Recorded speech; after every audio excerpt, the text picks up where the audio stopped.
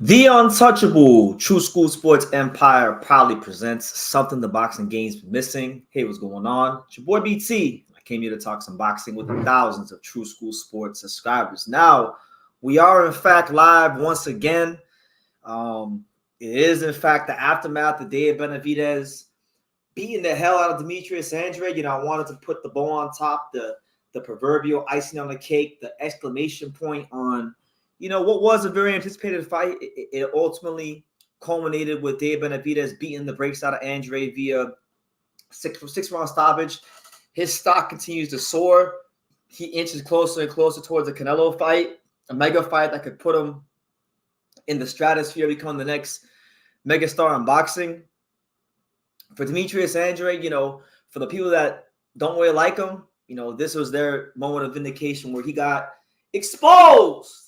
And, he didn't really perform the way people like me thought he would perform. So it is what it is. But nonetheless, just a really, really good fight for boxing. It's good that Benavidez got a chance to test his skills against a guy like Andrade and vice versa. Andrade finally got his big fight, got the payday, I guess, that he wanted. So I guess in this live, I'm going to talk about the fight, talk about what's next for Benavidez, kind of get into the career, what I believe is one of the worst managed careers ever with Demetrius Andrade, because now that he got his big fight and he performed how he performed, now he can speak a bit more about how he was managed or not managed, a lack of management. So that's what it is. Won't be a long live today, probably like hour and a half or so. We'll definitely fill it out. But for those of you that are here, make sure you smash that like button. Definitely leave your comments down below. Definitely like to hear from you guys. But I don't want to waste too much time because I am a little tired and I do want to get some rest. So nonetheless, let's talk about it. What a screenshot, have plenty to say. I want to kind of parrot and repeat some of the things I said in my video about Benavidez that I dropped earlier today. I've been very critical of Benavidez over the last year or so just because I'm really eager to see him move up to light heavyweight. I feel like, I really want to see him test his skills against Beterbiev and Bivol. He's a guy that's a light heavyweight that could be as big as a cruiserweight, but he's fighting at 168. So I've been kind of viewing him these last couple of years as a weight bully, so to speak. And I really want him to fight Beterbiev and Bivol. But obviously with Canelo around, he's always going to try to pursue that fight. But after the fight, and I wanted to speak about this, he made this comment, and I thought it was really refreshing. Benavidez is a guy that is he's a lot different than a lot of the other fighters. And by the way, guys, hold on one second. I want to show you something. So he's a lot different than, let's say your Shakur Stevensons, your Devin Haney's, your Gervonta's, your Ryan Garcia's, those fighters, that young generation that kind of gets more, they get praised to no end. And in some cases, they act like they've already achieved Hall of Fame careers when they haven't. And I'm going to show you guys something. So before I get into his quotes right there, because I think his quote about him not being a pound-for-pound fighter is very refreshing, I want to show you guys this. So I've pulled out this Ring Magazine from April of 2020.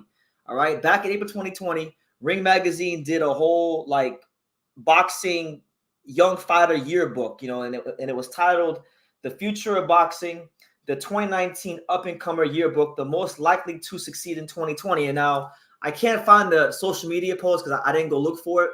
But I remember when this came out, David Benavidez was not on it. David Benavidez didn't make the grade, but I remember David Benavidez was very pissed off that Ring Magazine didn't put him on here. He had a whole tweet. He was going off about it. And it's, looking back on it now, I mean, just 3-4 years removed from the publishing of this magazine, you got some guys on here that really shouldn't even be on here. And I thought that when they first posted it, like, for example, I like Zhu Can, but Zhu Can shouldn't have been on here. There was 10 fighters on here. Half of them have lost. So, yeah, he was really pissed off about not making the cut for Ring Magazine's 2019 Most Likely to Succeed, boxing young fighter yearbook, right? But he stated, as you guys see on the screen, I don't think I've done enough to make it on the pound-for-pound list, but I will definitely get there. And that's what you want to hear from a fighter who has obviously accomplished some great things in the sport. Youngest super middleweight champion in history. A guy that has become XL wants to know, what's my definition of a weight bully, in my opinion? A weight bully is somebody that is clearly, multiple weight classes bigger than where they fight and can go fight people that would be big fights for them, but they choose not to because they want to maintain a size advantage in the weight class. And it's also someone that kills themselves to make the weight. Benavidez lost his title on the scale. He hasn't always been the most professional in that regard, so that's why I call him that. Had he not lost his title on the scale and not miss weight, I wouldn't call him a weight bully, but he lost title on the scale, so that's why I call him that. But thank you for your question. But yeah, back to what I was saying. Benavidez said that he's not a pound-for-pound fighter. He which is really the opposite of what we hear from guys like Shakur Stevenson. We hear guys like Shakur Stevenson say, I'm the next Sugar Ray Leonard, I'm the next Pernell Whitaker, I'm the best this, I'm the best that. We hear Ryan Garcia say things like, I've created the blueprint for young fighters to succeed in boxing, making upwards of, $20 to $30 million, but he hasn't won a world title. So his what he's doing in the ring isn't matching what he's doing outside the ring from an endorsement and market value standpoint. It's just refreshing to hear a young fighter talk like this. And this is where, Benavidez starts to win me over a little bit. I didn't start off disliking Benavidez. For me, the whole thing with Benavidez is I just want to see him at light heavyweight, and this whole Canelo shit's just pissing me off because I want to see him fight the guys like Benavidez and Bivol, and he's starting to talk about that a little bit. So, just wanted to touch on that. Real quickly. So shout out to Benavidez on showing a lot of humility. He could have easily have said, I'm this, I'm that, but no, he showed humility, and he showed that fact that, there's still more work to do. There's still more to achieve. There's still more to accomplish. And he's willing to, as he's shown this year, I think this year he's shown it. Caleb Plant, Demetrius Andrade, beat both these guys in legitimate fashion. There's no controversy. He's shown you who he is this year more than ever. So respect to him on that. But I want to really sink my teeth into the whole Canelo thing because I saw this tweet earlier. Shout out to Marvelous O on Twitter. He said, it's obvious that Canelo fans fear David Benavidez because he possesses the biggest threat to beat him and potentially stop him, which, I don't know where people say he's the biggest threat. Canelo's already lost. Canelo already lost to Bivol. Canelo Alvarez already lost to Floyd. Most people already thought Canelo lost to Golovkin. So let's not talk about Canelo as if he's some sort of undefeated fighter. He's already been beaten multiple times. Okay, but yes, of the current crop of the guys at 68, the consensus has been for a long time that Benavidez is a guy that could beat Canelo. And I think a lot of Canelo fans don't want Benavidez to fight Canelo because, and that's why it was crazy. The craziest thing about Andrade versus Benavidez in this whole fight was the fact that I saw Canelo fans cheering for Demetrius Andrade. They have developed so much hatred for David Benavidez that they started cheering for Demetrius Andrade, who I heard them badmouth for years. I know after the fight was done and Andrade lost, a lot of the Canelo fans came to my channel, came to old Andrade videos, and they said Canelo was right. Demetrius Andrade's a horrible, horrible fighter. Canelo was right. And I'm gonna tell you guys this. I'm gonna tell the Canelo fans this. He's not going to – Canelo Alvarez is married. Canelo Alvarez has a wife, and that's his lovely wife right there, Fernanda. That's his lovely wife right there. No matter how much you dick ride Canelo and kiss his ass, he is not going to hook up with you guys. That is his wife. Canelo likes women, not men. So don't think that, by trying to defend his honor and protect him from the Benavidez fight that he's going to come and have sex with you guys. No, that's his girl right there. That's his wife right there. So let's just establish that here on True School Sports before we go any further. Listen, Benavidez versus Canelo is obviously going to be a great fight for the sport. It's going to be a fight that generates a lot of money. It's going to be a fight that generates a lot of interest. I'm not like over the moon about it, but I don't hate the fight either. I would rather see him fight Bivol and Beterbiev. I think those are better fights for David. And as I stated earlier in my video, I'll repeat it here as well. I feel like in 2023, David Benavidez has created enough market value for himself where, You know, people are now intrigued. People are now excited about the Mexican Monster. Between Mike Tyson calling him the Mexican Monster, the big fights he's had this year, his name constantly being attached to Canelo, David Benavidez has graduated. I think he's graduated past a Canelo fight. Like, he obviously, if he wants to get the most money, then yes, he does need Canelo. But what I mean is, he doesn't need Canelo to put on an interesting fight that people will come and watch. He's become an attraction, I feel, this year. And he should, if Canelo wastes his time, if Canelo decides he wants to fight Munguia or Charlo, I don't think David should sit around and wait. I don't think David should sit around and twiddle his thumbs and scratch his ass, wait for Canelo Alvarez to give him a phone call. David can go fight Benavidez Bivol, and those fights would more than suffice. Will he make the same amount of money he would fighting Canelo? No, he wouldn't. But both those guys are undefeated. Both those guys are dangerous. One of them already beat Canelo within the last year or so. So I think those fights have a lot of value, and I think those are fights that David should be looking to explore in 2024. But shout out to all 16 of you here. Make sure you smash that like button. Leave your comments down below. Let me address some of the comments here from the fine folks that are here. Shout out to my man XL. Why do you think more outlets or social media channels aren't calling Benavidez out for basically fighting smaller fighters? Look, I think Benavidez he's a very likable guy. You know, he's pretty good with the media. He treats the media well from all accounts. I mean, I've never had a chance to interview Benavidez or be around him, but everyone I know in the media has given me good feedback on Benavidez. He seems to be very personable. So I think a lot of it comes down to him just being a nice guy and giving the media their time and being respectful. And I also do think that a lot of people don't think about, like, a lot of the media and social media channels, they don't think about the possibility of David fighting Bivol or Beterbiev. They're so fixated on him fighting Canelo. They're so fixated on the big Mexican Independence Day weekend fight that they would just rather not even think about those fights with Beterbiev and Bivol. They probably see Beterbiev and Bivol as like, well, why would he do that? Those guys are like heavyweights. That's not his weight class. But they oftentimes overlook the fact that David is a guy that is just as big, if not bigger than those guys. You could put David size-wise next to some of the cruiserweight champions like Chris Benoit-Smith or Jai Opetaia, and he would be as big, if not bigger than some of those guys. So, I mean, I don't know. I could sit here and guess, but only God knows why these social media channels don't call him out. I just think if I had to guess, if I had to get my educated guess, I just think it comes down to David being a nice guy and being good to them and them not wanting to upset him. You know, that's how I feel. So, absolutely. Shout out to my man Edward Morris. He says Andrade is still a class fighter, and in my opinion, nobody at 160 or 168 could do that to him. You might be onto something there, because I don't think he. I'll get into Andrade later on. I still think Andrade's a hell of a fighter. A lot of people want to sit here and get me to say that Demetrius Andrade's trash, and as a fighter, talent-wise, he's not trash. But I do think his career management's trash. I do think he has had one of the most mismanaged careers in boxing.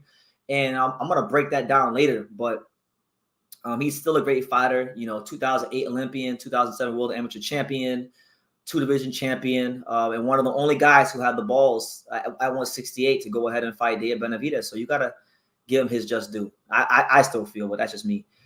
Daniel Rubin, what's good? Shout out to my man Daniel Rubin, and shout out to Daniel Rubin and all the fine folks at Pro Box TV. You know, got a lot of love for Pro Box. He says, "Let's go, BT. What up?" Not much, Daniel. Just another long day making content. I ran 10 miles today, staying in shape. Just you know, trying to make this boxing thing happen, and I think we're doing a good job. So good to see you. Do I consider Sebastian Fundora a weight bully?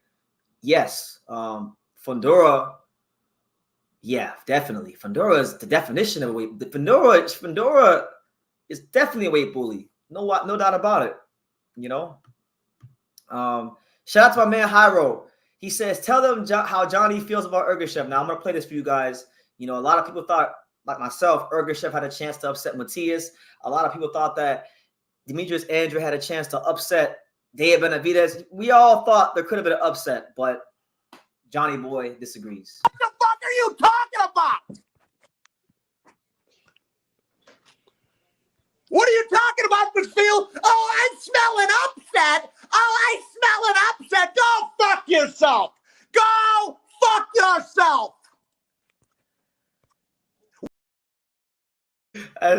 That's what it is, man.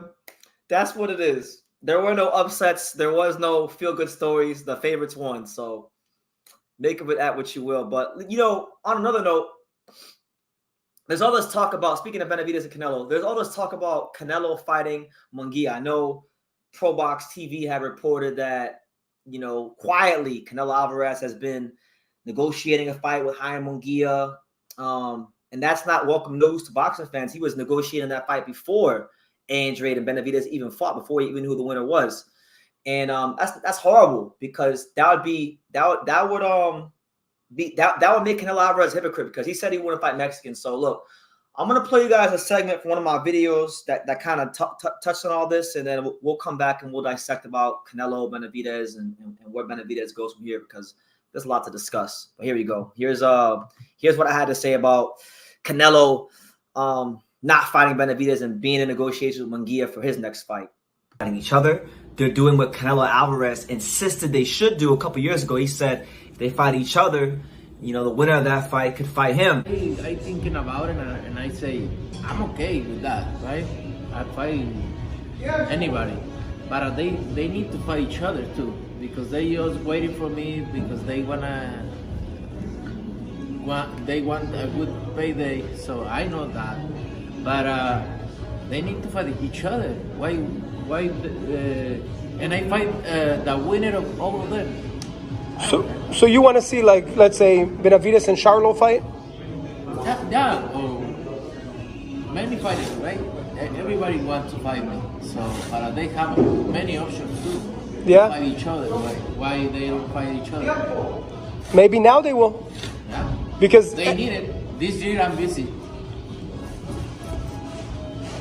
But as I suspected when he said that in 2021, it was BS, it was nonsense, and it was just him deflecting from the point that he should have been fighting Demetrius Andrade and Canelo Alvarez, but he was getting passes for trying to fight, very limited fighters like Makabu for the cruiserweight title. So with that being said, and with that being established on True School Sports, if you guys don't know, if your favorite Canelo channels haven't told you about the news, I'll put you guys on game as to what's going on with this guy right here. And mind you, everything I'm about to tell you guys, don't get mad, but everything I'm about to tell you guys, he's already doing this before Andrade and Benavidez is even taking place. So keep that in mind when I tell you. But it was reported by the fine folks at Pro Box TV. Shout out to Pro Box TV, the whole staff there. Chris Glover, Daniel Rubin, the whole staff. Great people, great platform, great just addition to the boxing media ecosystem, right? Got a lot of love from the fine folks in Pro Box. But they reported on this, and I haven't seen the story anywhere else. And I do know that from knowing the Pro Box staff, they have their sources in Mexico. Now, with that being said, with that being established, it was reported by Pro Box that Canelo Alvarez and Munguia are in talks for a future fight. Here's what the report says, word for word, verbatim. And I'll leave the report for you guys down below so you can read it to yourselves and come to your own conclusion, come to your own surmise. Because sometimes you guys think that I'm so smart that I can sit here and create and conjure up these stories that happen in boxing. But no, this is a real report. Here's what it says, and I quote, according to Pro Box TV, sources in Mexico say Canelo Alvarez's camp is quietly negotiating with Munguia to be Canelo's next opponent, even before the Benavidez-Andrade fight takes place Saturday at the Michelob Ultra Arena in Las Vegas on Showtime pay-per-view. So mind you, we don't even know who won the Benavidez-Andrade fight yet.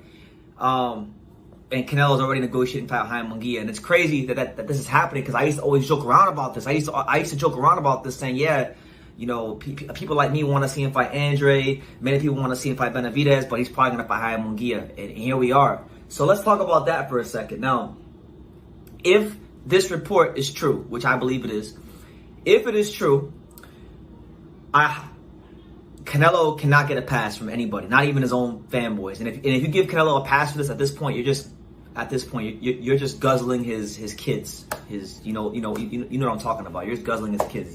You are riding that man's dick, and you're not telling the truth about what's going on here, because Canelo Alvarez has way too much history with Benavidez and Andrade to where now that they're fighting each other and doing what he insisted they should do, he has way too much history with both those fighters to not fight the winner of that fight. That'll be a big piss stain on his legacy in his career if he doesn't fight the winner of that fight. That's number one. Number two, this is the same Canelo that was going around talking about, I don't fight Mexicans because I represent Mexico.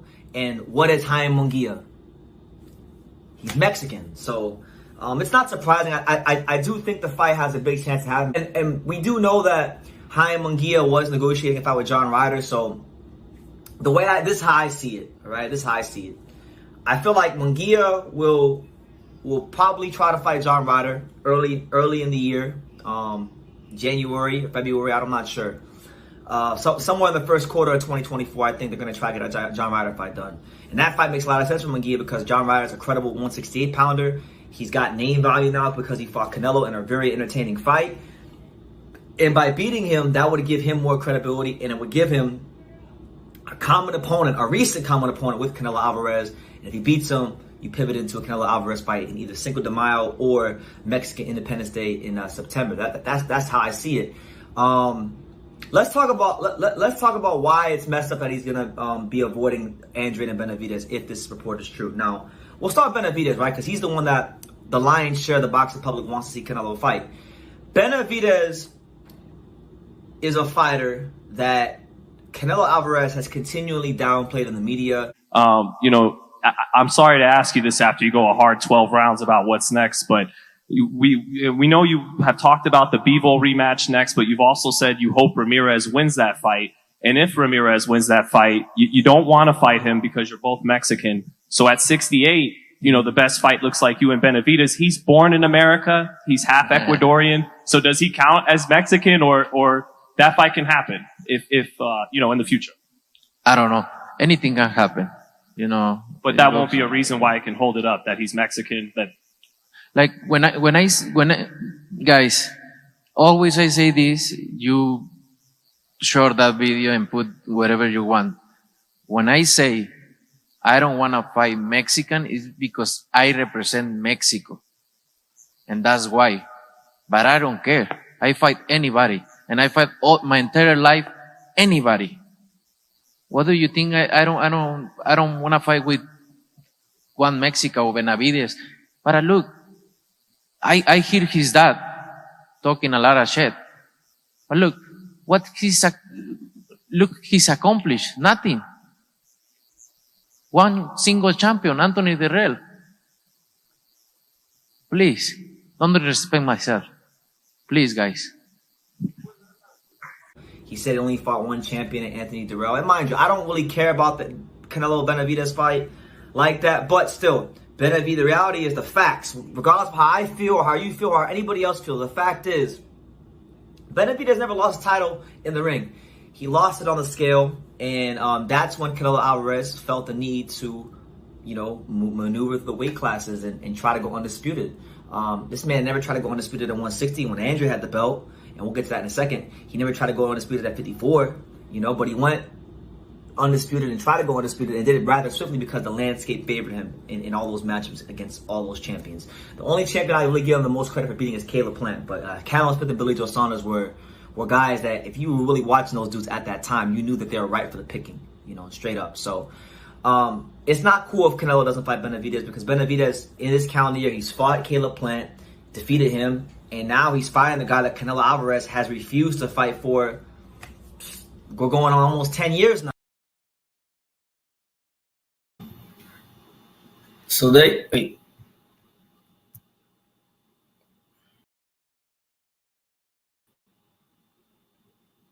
Hello? This piece of shit, bro.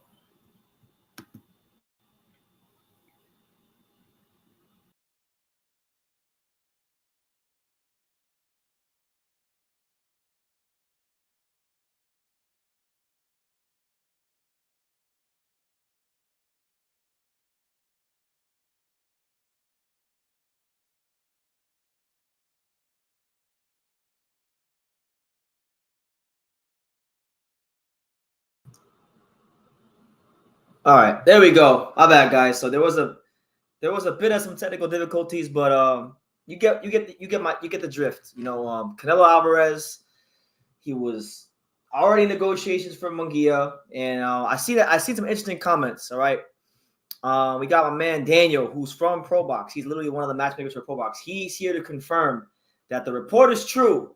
The report of Munguia fighting Canelo, or them being in negotiations at least, is true, and he's confirming it himself. So there you have it. There you have it. And if you don't fight him, then it's going to be what it's going to be. You know, that's his cross to bear, not ours. Let me see. Al the Pal said, Canelo's a fraud. You hear me? What's going on? Oh, my Lord.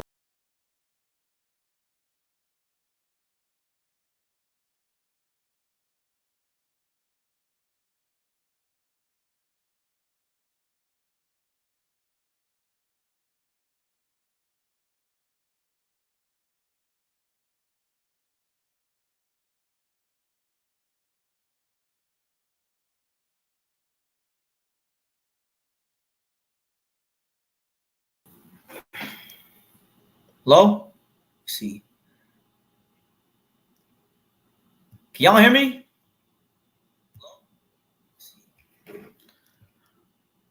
All right, so look, I guess my computer is going crazy right now. So what I'm gonna do is I guess I'm gonna just take it off the camera because I can't trust my computer right now. It's on some bullshit. But you get what I'm saying. Like Canelo Alvarez is trying to fight Jaime Munguia, and it's not right. So my thing is this: when it comes to what Benavidez could do next and what he should do next, let me go to screen share. I think he should just honestly just say, you know what, unless Canelo is really serious, unless Canelo comes to him with a serious offer, just set your sights on the light heavyweight division, because you sitting around waiting for Canelo, you're putting yourself in a disadvantage and a non-advantageous position.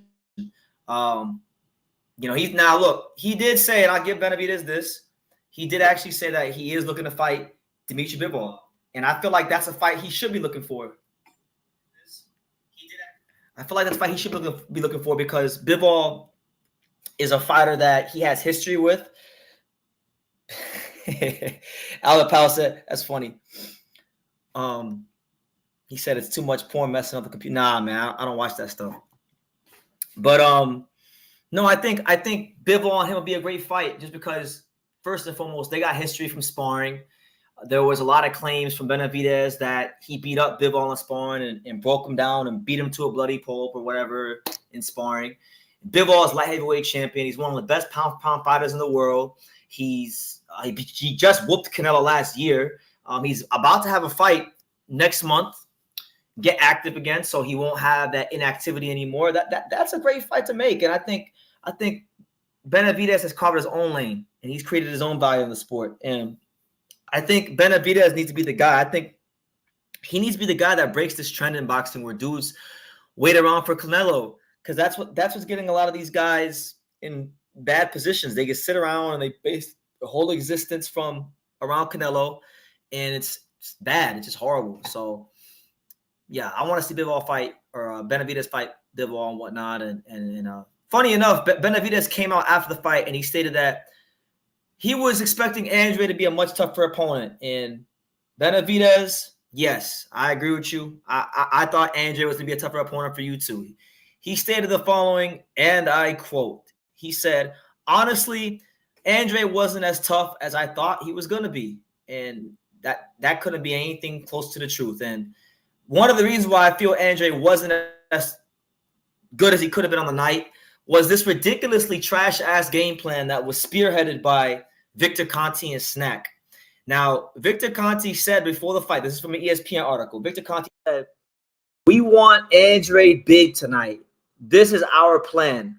Bully the bully and dance like Muhammad Ali. Now, I'm going to say it like this. I like Demetrius Andrade. Muhammad Ali, he is not. He is not Muhammad Ali. I think by making Andrade coming at 190 and trying to make him as big as possible, you took away some of the best things he had going for him, which was his speed, his footwork, his ability to, you know, be the faster man on the ring.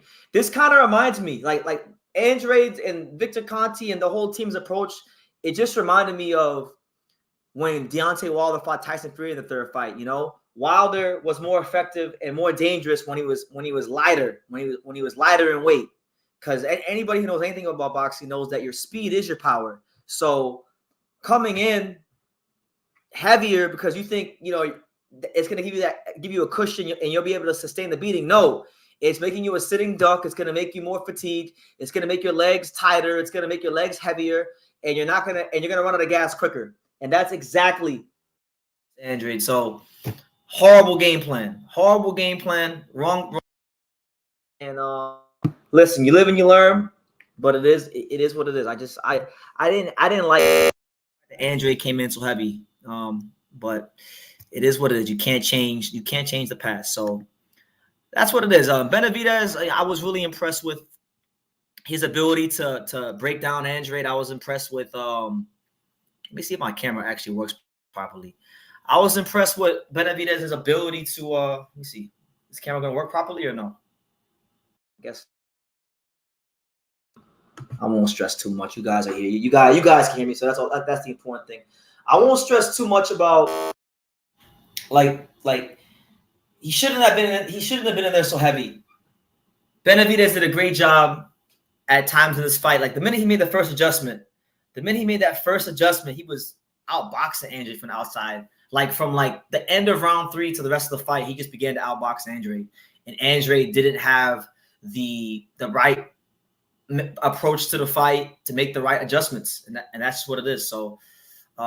Yeah, but listen, I really want to get deep on just the mismanagement of Boo Boo's career because there's a lot to unpack, man. Because you know, I was reflecting. I had some time to reflect on the fight and not be. I was emotional. I was, you know, I did have a lot to say during the live, and you know, it was cool. We had fun, but this man has probably the worst managed career in modern boxing history. I wanted to go to screen share right quick. Hold on, let me get my shit right on this computer. Let me go to screen share. So, and by the way, I see your comment, David, about order back for. I'll get to that in a second. But look, I wanted to kind of touch on a few things, a few key points on Andrade's career, and really get into how mismanaged this man was. So, the other day, I was on Instagram. I was talking to my boy Abe. Shout out to Abe, and we were arguing Canelo and Andrade and who ducked who and whatnot, and why things are where they were, how they are, why things played out how they played out with them not fighting each other.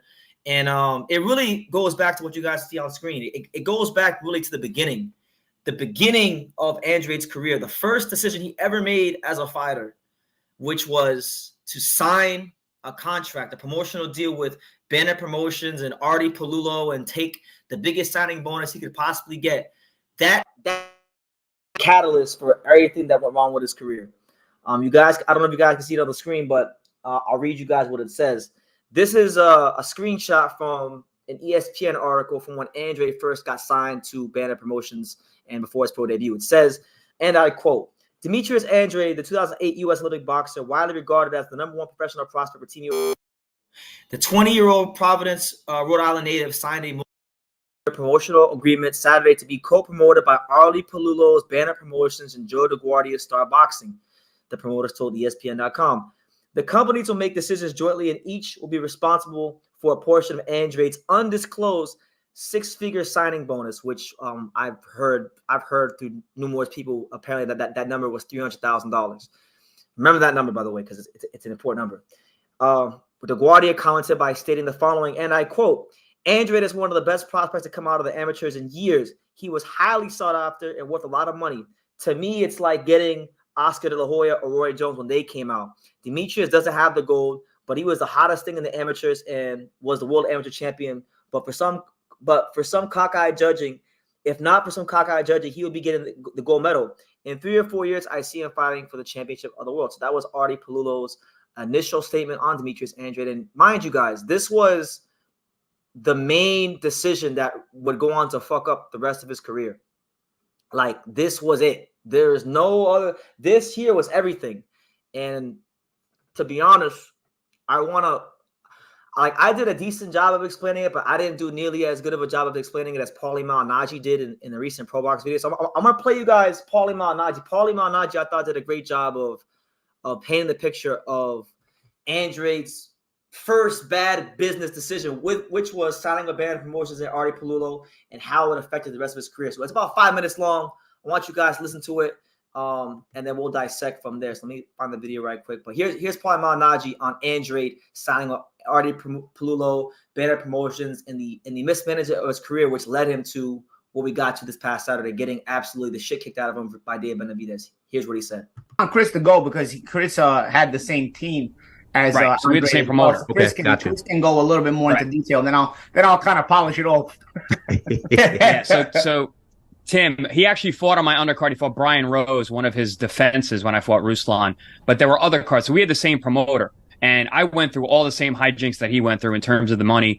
The money was abysmal. And I went into court battles over the same thing. I was not offered, or I was offered certain fights that were embarrassing. And a lot of the times I wanted to fight and would take fights. And Demetrius was a little more, a little smarter, a little more savvy in that way. He had a boxing background. I didn't. I just took fights, and especially early on, I didn't understand how all those things were. Paulie actually helped me understand the sport, business-wise, a lot early on in my career. But Boo Boo's team was a little bit different. And like you said, they were angling to where they knew they could get, where they could get into those 7, 8, 10, 20, $30 million fights.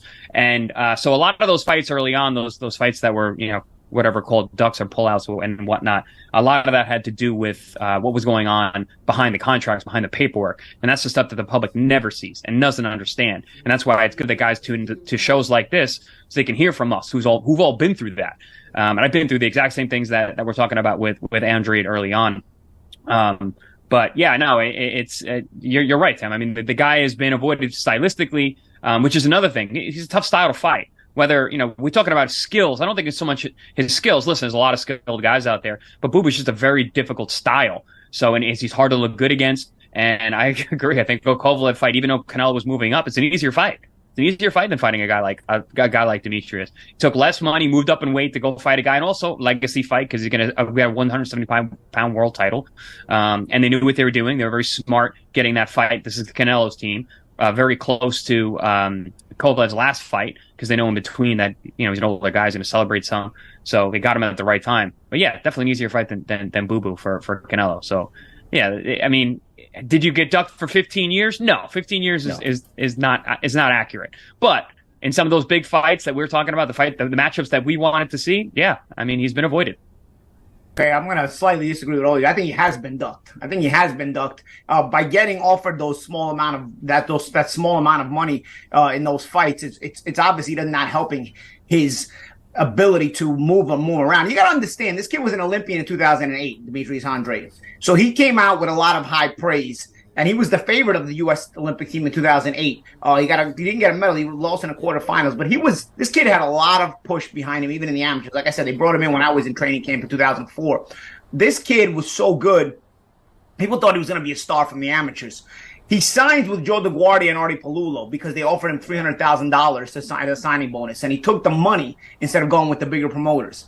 That ended up hurting him more than anything else because now you're with promoters who have no dates. You got to go to Germany to fight fighters. You got to go there. You got to go all over the world. You're not getting a big platform to fight on and showcase yourself. Now you're getting a reputation for being too dangerous, but not known enough because now you've gone with a promoter that hasn't made you known enough, didn't have the ability to make you known enough because you took the $300,000.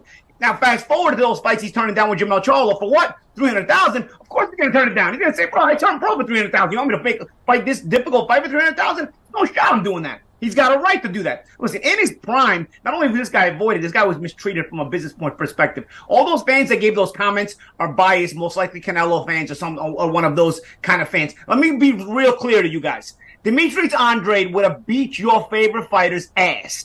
Beat his ass all over the ring, all over the place, in his prime at any point. He would have beat his ass. No matter who you're rooting for, he would have beat that ass in his prime. Unfortunately, it didn't happen in his prime. That's why he's getting the fight now. He's still at a high level. I don't think he's going to be the same guy he was before. In those years, that guy had potential to be the #1 pound-for-pound fighter in the world, and no one will ever know it.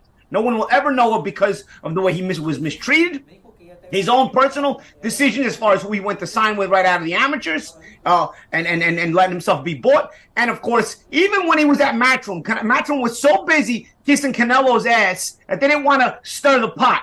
Demetrius clearly was told to be nice when he went to that press conference when Canelo tried to punk him and say, who you bad, nobody knows you. And Demetrius still stayed nice. Demetrius was clearly told, you can call him out, but don't ruffle his feathers too much, because he had to stay quiet while Canelo abused him. Canelo telling him, nobody knows you. But Alvin Yildirim was known. Rocky Fielding was known. This guy's telling, you got the balls to tell a guy, nobody knows you. When you're fighting guys, nobody knows. You know what I mean? So don't play that game. Don't play that game here. Don't play that game here. Hey. Andrade definitely is one of the tragic stories of boxing. I don't know what his result is going to be. I don't think he's going to beat Benavidez. I think he's actually going to start out very well and possibly get stopped in a fight where he might have been ahead and get stopped. And I see Benavidez closing very, very strong after an Andrade early good start. But again, at 35, it's a lot. 35, 36, it's a lot more difficult to stay strong down the stretch.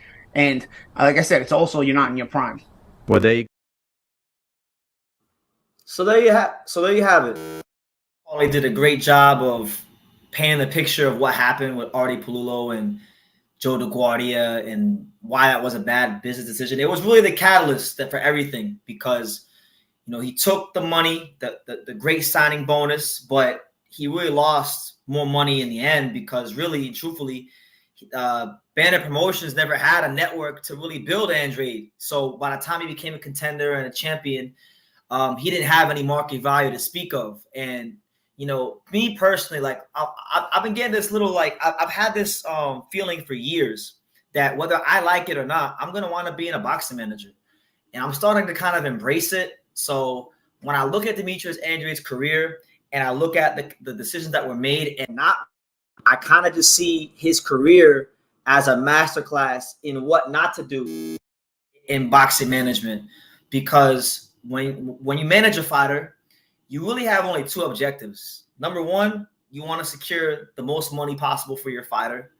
That's number one. And number two, you want to make sure his market value is as high as it can possibly be. And you can only fulfill that second part by being in fights that people want to see you in. And there were a lot of decisions that Andrade made before, during, in the early part of his career, the middle part of his career, and even up to now, that have hindered him from being the fighter that I thought he should be. Now, Paulie Malignaggi, I mean, look, he's been really on it when it comes to Andrade. He prophesized about all this. I'm gonna play you guys another 1 minute and 50-second clip. Paulie said this in 2016 about Andrade. Listen real closely to what he said about Andrade in 2016. Demetrius Andrade was here earlier. Yeah, and he feels you should be in the mix with the Canelos and the Charlos. He should. He's a product. He's a product of this shitty business, and there's not a lot of marketing in boxing a lot of times, and a lot of these promoters are lazy. A lot of people on his team, I don't think, do the job right for him, and they don't get his name out there enough. Demetrius does his job every time he goes out there, and that's fight and fight very well, and looks spectacular in doing so every time. And he needs a team around him that does the same job and has the same passion for him as he has for his own training and his own fighting.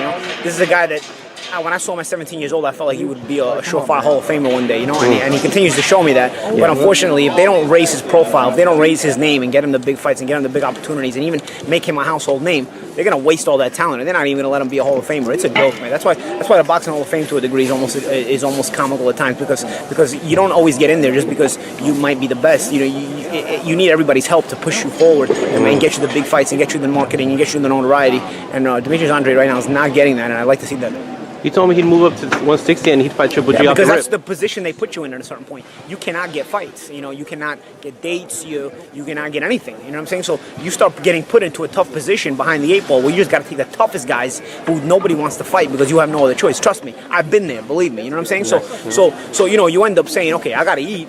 I don't want to make the most money I can right now, because I'm not going to be able to just work my way and build up my profile as a star by just getting consistent fights, consistent big fights. I got to try to be an opponent for some of these guys and hopefully pull the upset here and there. And that's what he's starting to realize that and starting to try to pull that card, because that's the last card you have left. When you're in that position, the last and only card you have left is to do that. And not to say he doesn't have the skills to do it, but it's going to be very difficult. All right, there you have it. So there you have it. Paulie, I thought in 2016 painted a great picture of the whole Andrade situation. He kind of foreshadowed what was going to happen later on to him. And then he did a great job a couple weeks before the fight of talking about Party Polo and Bennett Promotions. Look, I see a lot of Canelo Alvarez cream guzzlers, like my man right here, Joe. Where he at? Where's Joe G at? Hold on. Let me highlight this man's comment. My man Joe G. Listen, man, Canelo's not gonna have sex with you. He's married. He's got a lovely wife. He's not gonna have sex with you, Joe. I don't know what you want. Man. Canelo is married. Joe G said, Dudu got exposed, and then he said, he called me Nostradamus. All right, well, I appreciate you, champ. He said Boo Boo was horrible. Listen, man, Boo Boo's a hell of a fighter. Didn't perform in the Benavidez fight. It's okay. I still think even with Benavidez beating the shit out of Andrade, Andrade still won more rounds. He still won more rounds against Benavidez than Canelo did against Bivol. So even if Boo Boo was exposed, he will never be as exposed as badly as Canelo was against Bivol. So that's what it is. I'm not really too bothered about the fight. It was what it was. Life goes on, you know. But I see a lot of Canelo fans acting like Canelo beat Andrade, and the reality is Canelo had no balls for the last, I don't know, 10 years? Benavidez had to handle Canelo's business for him. So all you Canelo fans that are taking victory in this, at least when Canelo lost, he lost to Bivol. I don't sit here giving Andrade credit for what Bivol did. Bivol beat Canelo. So it's Bivol, Canelo exposed by Bivol, not Canelo exposed by Andrade. But that's you. But see, you guys are corny. You Canelo fans are corny. You guys live vicariously through him because most of you guys are losers who can't get girls, who really have nothing going for yourselves in life. So you have to live through Canelo and his achievements, and you almost feel like when Canelo wins a fight, when he makes a lot of money, when he achieves something in life, you achieve something in life. So it's a sad existence, but that's the existence that many of you guys live. So it is what it is there. You know, I touched on this. I touched on Canelo Alvarez and Boo Boo and Canelo not fighting Boo Boo and detailed it pretty well. Listen, you can try to rewrite history all you want. You can say Andrade exposed all you want, and I'll let you do it. I'll let you have your moment. But the reality is, Canelo ducked him for 10 years, and the fact that he fought like that against Benavidez and he avoided that, that's not a poor reflection on Benavidez or Andrade. It's a poor reflection on Canelo. So look, I'm just gonna play. I don't feel like repeating myself, so I'll just play the clip for you guys. Here's the truth about Canelo Alvarez not fighting Andrade. Let's take it back all the way to back when Canelo was at 154. There was a point in time where Canelo Alvarez, where it was at 154, he wasn't a champion. Andrade was the WBO champion. Now, Canelo was not ranked. You can even go check what I'm saying. Canelo was not ranked, and I might just leave the links so you guys can go see it for yourself.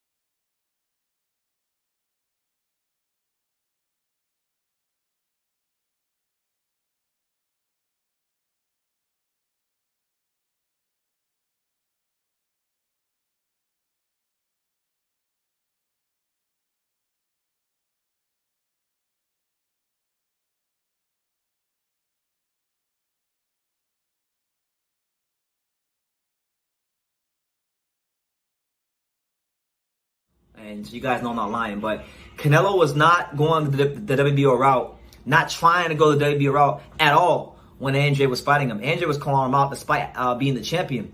Canelo Alvarez was not ranked in the WBO 154 rankings in 2014, nor was he ranked in the WBO 154 rankings in 2015. But then Andrade got stripped due to a lot of stuff going on outside the ring with this promoter and just, lawsuits and whatnot. And so he was inactive for a year. They stripped him.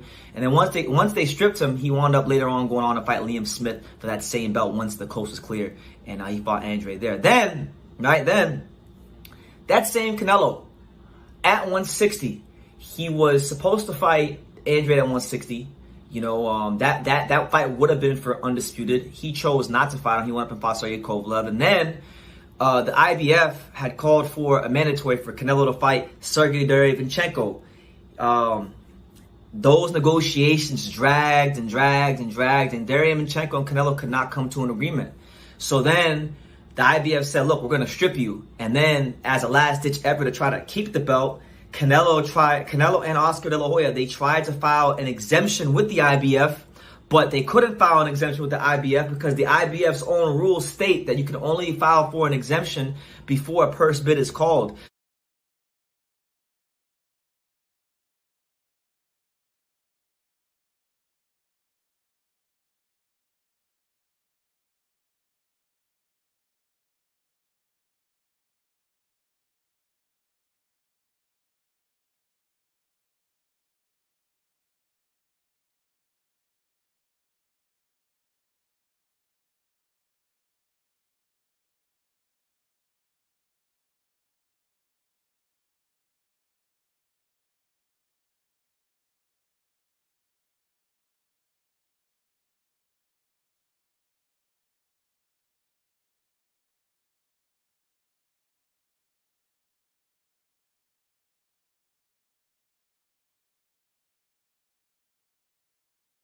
Now, the purse bid for Derevyanchenko had already been called, so his request for an exemption was null and void. Therefore, they proceeded to strip him of the IBF. So when a Canelo fan tells me that Canelo Alvarez tried to fight Andrade, it's bullshit because he didn't try to fight Andrade. If he would have tried to fight Andrade, he wouldn't even have tried to negotiate with Derevyanchenko. He would have made an immediate. He would have tried to make an immediate exemption with Derevyanchenko right away, and tried to get that fight squared away because they were with the same promoter at one point in time. Not at that time, but later on they were, and I think they could. I think they could have came to an agreement, and they didn't. So there's that, and then now we fast forward all these years later, and mind you, I've talked to Canelo Alvarez in real life. I've asked him about fighting Andrade. He told me on January 1st of 2022 that Demetrius Andrade is a horrible fighter, and I said he's not a horrible fighter. He's a very good fighter, and you need to fight him. Canelo, when you gonna fight Andrade, man? Never. You gonna fight Andrade? Canelo. No? Canelo. He's horrible? He's not a horrible fighter. He's a two-time, he's two-division champion. And he wasn't trying to hear it when he was down here in South Florida for the Luis Ortiz, to watch Frank Sanchez on the undercard of Luis Ortiz versus Charles Martin, right? So I had that experience in person with Canelo. I asked Eddie Hearn at the Devin Haney Jojo Diaz press conference. I said, hey, what about fighting Andrade? And Eddie didn't like that. I got one more question. You mentioned getting creative with Demetrius Andrade, mentioning him going to 168. If he does go to 68, would Canelo be one of those options that you consider making the fight for him if he went up there at 68? Possibly. I mean, he could become mandatory to Canelo Alvarez, but at the end of the day, Canelo wants to fight Makabu. He wants to fight the champions. Yeah. I don't know. Because it'd be a great rivalry fight. They had a lot of history. Of course, yeah. But Canelo's not gonna. Canelo's ducking no one. Let's be honest. He'll fight anybody, but he does want to fight the champions. But if a fight out there makes sense with Demetrius, would he look at it? It's a question for him. But right now, I like Canelo Alvarez trying to become undisputed at 75. Yeah, 75. So Dimitri Bivol, Joe Smith, Beterbiev. He can do that, and if he becomes undisputed at 175 as well, and maybe throw in a little cruiserweight fight as well, but the guy's chasing history and legacy, and he's going to do what him and Eddie Reynoso want to do. Thanks, okay, Eddie. Thanks, Eddie. Appreciate it. Eddie started talking about Canelo fighting Makabu. So I think once Eddie got a taste of the Canelo money, not even he wanted to make the Andrade Canelo fight. So both Benavidez and Andrade have legitimate gripes for not fighting Canelo Alvarez, or for Canelo Alvarez not fighting them. And I've always thought since Munguia became champion all the way back when he fought Saddam Ali that he was going to eventually get his crack at Canelo, because I feel that the boxing industry always wanted to try to create. So there you have it. I've already said what I needed to say about Canelo and Andrade, about that. I'll touch it a little more in a second, but right now I'm in the process of just highlighting some of the key moments in the mismanagement of Andrade that got us to where we are, because I feel like this needs to be documented further. So that being said, let me go to the screen share. Shout out to everyone here. I see you, Eddie. I see you, JT. Marco Chaz, I appreciate the comments in all caps. I really do appreciate your enthusiasm, man. You always bring the heat. But, you know, one of the things, too, that I don't think gets brought up enough when it comes to Andrade's career, right? And how horrible his decision-making was and his team's decision-making was, you know. I mentioned Artie I mentioned Banner Promotions. I mentioned all those guys. Fucking with Bob Arum. And one thing about it, when it comes to this boxing business, you know, there are certain people you fuck with and there are certain people you don't fuck with. And one of the guys you don't want to fuck with, for good, bad, or indifferent, is Bob Arum, because Bob Arum is an influential man with a lot of power, and it's just never going to be good for you, right? So Artie Pulu was promoting Demetrius Andrade. And at the time, you know, there was a whole thing going on where, you know, Bob Arum wanted Billy Joe Saunders to fight Matthew Korobov for the vacant WBO title that Peter Quillen had vacated. Arum and Artie Pulu they came to an agreement, I guess verbally over a phone call, that the agreement was supposedly that Saunders was going to fight Korobov and Andrade could move up to 160 and fight the winner next. But then all of a sudden, behind Arum's back, you know, Palulo somehow makes the Korobov Andrade fight. And where's the quote? What did Bob say? Bob literally said it right here. Look, basically it was like a mini Cold War. He said, "I'm wiping Palulo off my list." So the guy that was literally promoting Demetrius Andrade was beefing with Bob Arum, pissing him off, and that right there goes to show you, you know, the kind of people that Andrade had representing him, you know, and this all goes back to that first decision to sign with Banner Promotions and Artie Pulu and all that nonsense, right? So that's just one example, right? Let me see, what else was there? You know, you had the Charlo fight. I mean, that one was crazy. You know, he was supposed to fight Jermell Charlo on the undercard of Khan versus, what was it? Khan versus Devin Alexander. You know, the report was that supposedly they offered him $500,000, but this is all part of something greater, because, you know, this is where Rock Nation got brought into the fold. You know, Jay-Z, Rock Nation, and the fine folks there, they were making Andrade all these promises, you know, to try to buy him out of his contract with Artie Pulu and Banner Promotions. It got to the point where Andrade literally went to New York City, sat down with Jay-Z. Look, I'm gonna highlight it for you guys. So this is like what, 2014, 2015-ish, somewhere around that time. There was a lawsuit going on between Banner Promotions, Joe DeGuardia. I mean, there's lawsuits flying everywhere with Andrade. Said in early November, according to the lawsuit, Freed's one of the guys that worked for Jay-Z. Freed was told that Ed Ferris, Andrade's manager, that Jay-Z had personally authorized Rock Nation to pay Andrade $550,000, the same amount he was to receive for fighting Charlo if he rejected the fight with Charlo. Freed also reiterated that Rock Nation's intention to buy his contract for DeGuardia and Pulu for up to $2 million if necessary. Basically, look, long story short, Demetrius Andrade was made a bunch of promises, given a bunch of bad advice that he listened to, and he made himself look like an ass in the end, because he first of all, he's got a schmuck with Artie Pulu promoting him, so he can't really trust him because he's over here having beefs with Bob Arum.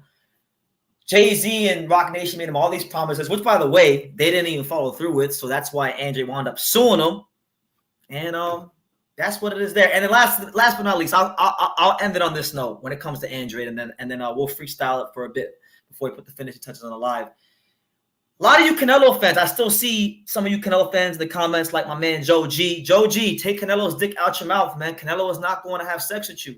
All right, y'all have bad memory, because 2014. Let's throw it back 9 years, because that's how long Canelo's been avoiding Andrade, almost 10 years. So before Canelo was supposed to fight, before he decided to pick James Kirkland, mind you, Canelo Alvarez was not even a world champion at 154 at this present time. You had the chance to become world champion. Now, people forget this, but before Canelo Alvarez picked James Kirkland, there was a list. There was a short list of opponents that could have fought Canelo Alvarez at that time that he was looking at fighting. Golden Whip Promotions named the shortlist. I'll read you guys the article verbatim because I know sometimes some of you guys are slow and y'all don't want to read, so I'll read it for you. It says here, Mexican superstar Canelo Alvarez met with promoter Oscar De La Hoya at the LA offices of Golden Whip Promotions to discuss his ring return in December. Although the name of James Kirkland was mentioned as the main candidate, other fighters like Joshua Clottey and WBO champion Demetrius Andrade have also been added to the short list. And that's what it was. So look, y'all call Andrade a horrible fighter. Y'all like to act like Canelo didn't avoid him. Andrade was on the list. Canelo was talking about fighting him then. So look, you got 2014. You got with this whole short list bullshit. You got what is it? Basically, yeah, 160, 2019. Those are the two times they could have fought. They didn't fight. Now, at that time, Andrade had caught wind of the short list, and a couple weeks later, he winds up calling Canelo's bluff to fight. That's what it was. So, look, some things just aren't meant to be. You can't cry over spilt milk, but I'm just saying this. All right? I'm just saying this. This is all I'm saying, guys. Canelo didn't beat Demetrius Andrade. David Benavidez did. And if you're over here celebrating Canelo like he did something to Demetrius Andrade, let's never forget he didn't have the courage, the balls, the testicular fortitude, the testosterone in his body. Even with all the clenbuterol he ate and all the Mexican meat pumping through his body, he still didn't have the balls to fight the horrible fighter. Let's never forget that. So I'm gonna say it like that. Shout out to Canelo, shout out to Andrade, shout out to Benavidez. It's all fun. It's all fun and games. I'm just talking boxing, but these are the facts, people. Was Andrade good enough to be Benavidez? No, but I'm getting to that point where I'm not sure is anybody really that good to beat Benavidez at 68? Because I haven't seen a fighter yet who could withstand the pressure for 12 rounds against Benavidez at 68. And he's fought some good fighters, so you got to give him his just due. But nonetheless, let me highlight a couple comments before I get to my last thing, and then we'll get up on out of here because we're not trying to make this a long live. I want to finally put the finishing touches on this whole Andrade Canelo thing. We got my man. Where is it? Where I saw the comment. My man JT says BT is talking reckless today. It's new to me, but I'm new around here. Yeah, man. Look, I try not to talk reckless, but when it comes to this whole thing because the Canelo fan base, the Canelo fan base and me have a special relationship over the years. We go back and forth because they don't like to acknowledge reality. They like to give Canelo a pass for not fighting fighters. The same way the Canelo fans gave Canelo a pass for not fighting Andrade for almost a decade, they will give him the same pass if he decides not to fight Benavidez next. Mark my words. He will get the same pass for not fighting Benavidez the same way he got the same pass for not fighting Andrade for all those years.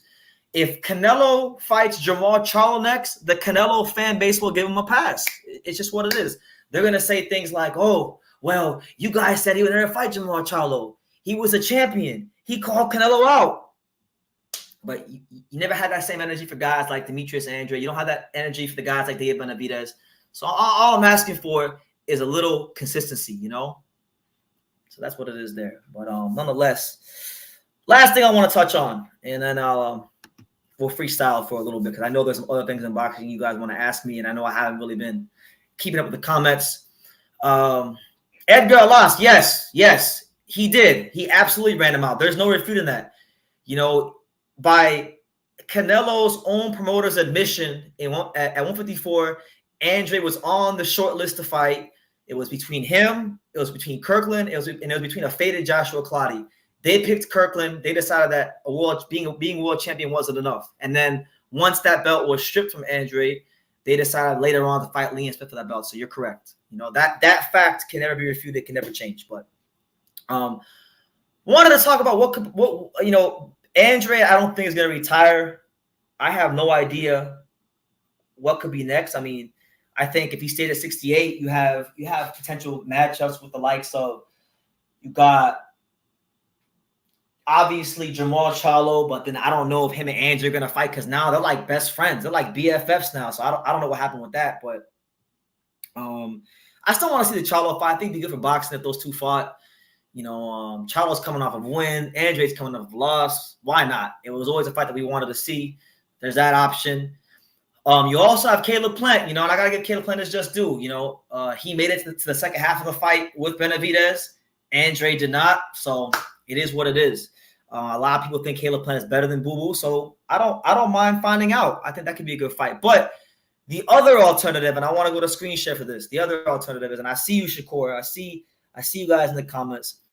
The other alternative is this. Now, I haven't actually listened to this interview yet, but supposedly Andre Rozier, who was part of the Andrade camp, he's floating around the idea of Andrade going back down to 160. Now, this doesn't sound realistic to me because when I was banging the damn table for Andrade to stay at 160 and fight Johnny Beck, I was told by the entire Andrade fan base and everyone else that Andrade cannot make 160. I heard Andrade say himself he can't make 160.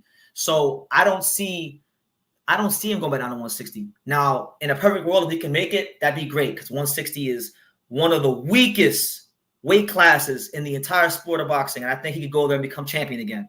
But physically speaking, I don't think he can make the weight. And I think the only two fights for Andrade left in boxing are Caleb Plant and Jamal Charlo. Anything else outside of that, I think would be foolishness. Now, if Andrade beats Caleb Plant, that would do it. I think because regardless of Caleb Plant's losses to Canelo and Benavidez, he's still a highly regarded fighter. He's been a world champion at 168. If Andrade could beat him, it's not going to be the signature win he's looking for. Like it won't be what Benavidez could have been for him or what Canelo Alvarez would have been for them if they fought. But it will never. But it won't be a bad way to go out. So I wouldn't mind Andrade fighting Caleb Plant. That's a good fight to me because a lot of people think that Caleb Plant is better than Demetrius Andrade, right? So if he truly is better than Demetrius Andrade, let's find out. Because I don't think going to 160 is realistic, and I think Andre Rozier is just kind of talking crazy, to be honest with you. And truth be told, I didn't even like the addition of Andre Rozier to Andrade's training camp. I thought Andrade was doing just fine when it was him and good old Paul, but that's just me. Rozier is a conservative coach, which is kind of weird because they didn't fight conservatively at all against Benavidez. So I just feel like with him in the corner with Paul, and then it's different voices. I think him and Paul was good enough for 32 fights. Paul Andrade and Demetrius Andrade was good enough for 32 fights. You didn't need to bring it for the 33rd, Rozier. That's just me. But nonetheless, that's where I'm at with Andrade. He had a mismanaged career. It's not over yet. It's not done because he hasn't decided to retire. So if it's not done, Caleb Plant, Jamal Charlo, those are the fights to make for him, in my humble opinion. But shout out to everyone here. It's your boy BT, the untouchable True School Sports Empire. I'm not sure. Will my camera work? Let me see if my camera works. My camera's been on some bullshit today. So my camera's not working right now. So I don't know what's going on with my camera. But we appreciate you guys here. I appreciate you guys here. Listen, at this point, y'all can now you can ask me about anything you want. Anything you want. It could be Benavidez related, Andrade related, Canelo related, whatever. I know some of you guys mentioned Oda Beck and Raymond Ford and whatnot. We could talk about that. Just leave it down below. Let me see. MEZBX, shout out to him. He said Andrade versus Berlanga, Andrade versus Gongora, Andrade versus Plant. Andrade versus Berlanga, I would like that fight because Berlanga, he hasn't lost yet. Big, strong kid. I know they were ranked near each other in the rankings. I wouldn't mind Andrade versus Berlanga. It's a good fight. Andrade Gongora, Gongora is a hard puncher. I wouldn't mind that fight, but I think Andrade Plant's probably the best way to go. But if the great Keith Conley, Berlanga's esteemed manager wants to make Andrade versus Berlanga, then I say do it. That could be a big fight. That could be a good fight. And if Berlanga could beat an Andrade, I'd be very impressed. Just because David Benavidez beat the shit out of Andrade doesn't mean that everyone else can do that. Benavidez, has a different type of pressure. He has a different type of fighting spirit at 168. So I think it's just time to get David his flowers, not put Andrade down to do that. Benavidez is great at 168. That'd be a great card. I hope PBC and Al Heyman are listening to you. Shit, we'd be all right if we could get that. Let's see, we got our first super chat. Shout out to my man Edgar. Got my man Edgar Alas. When the super chats come out, we show appreciation. And we definitely thank Al Heyman. A supreme shout out to Al Heyman. Thank Al Heyman and BBC Boxing. Thanks for Al Heyman. Yeah, Al Heyman is a good person. Big thank you to Al Heyman. Al Heyman is a blessing to the sport of boxing. Thank Al Heyman, man. All I can say is this, man. Al Heyman's a great guy. Al Heyman's a great guy. Congratulations to Al Heyman and the whole Heyman team. Shout out to Edgar Allah for the $2 super chat. He says, BT, what do you think of Matias versus Teofimo and Tank? Now, I did make a video about Matias earlier in the day, so if you didn't see it, go check it out. But listen, man, I think it's time for Matias to start getting the promotion he deserves. Every time he goes in there, doesn't matter who you put in front of him, he gives the fans great, entertaining fights. He gives the fans what they're looking for with devastating knockouts. And as far as him versus Teofimo, I don't think Teofimo's going to fight him. Teofimo's been very delusional as of late. Teofimo hasn't shown any interest in wanting to fight anybody for a reasonable purse. So I think Teofimo will continue to have ring rust. He will continue to not fight consistently. And it's going to be what it's going to be. He's going to throw away some very valuable moments in what could be a greater career. As far as him versus Tank, that's a very violent fight. I would love that fight. I think Tank is obviously a great fighter. I think Tank versus Matias would be amazing. And that would be a fight that would really test Tank's gas tank and his counterpunching. Because we know one thing when it comes to Tank is Tank, he starts off slow. We know that Tank, he makes adjustments really well. But, with Matias' work rate, his ability to place body shots, he might present some new challenges, some better challenges for Tank. So I like that fight. Those are awesome fights for 140. I just don't think that they're going to happen because right now, Matias' market value isn't going to be enough to get those kind of names in the ring, just being honest. So I think more than likely, we're probably going to get Matias versus Michelle Rivera next. And that's just the God's honest truth. So be prepared for that when we do get it. We got this one comment. But thank you for your super chat, Edgar. I really appreciate you and the people like you that contribute to the channel and the show and everything we got going on. Where's that one? I saw an interesting comment from my man M Easy. Where is it? I can't find it. M Easy says Teofimo is the Kanye West of boxing. Yeah, I could see that. Kanye says off the wall shit. Teofimo says off the wall shit. It's unfortunate. I like Tio, even though he doesn't like to acknowledge us here in South Florida because, he was built in South Florida boxing gyms. He learned to box in South Florida.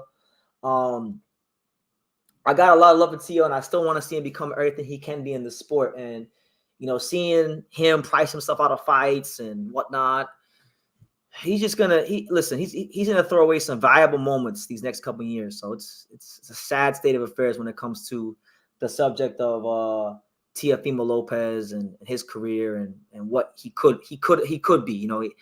He's already beaten Josh Taylor and Lomachenko, so he already has great wins on his resume. But I still think he could be even greater than he already is, and he's cheating himself. But we got another super chat from my man Edgar Alas. So you gotta look to the sky, put the prayer hands up, and thank Al Heyman again. A supreme shout out to Al Heyman. Thank Al Heyman and BBC Boxing.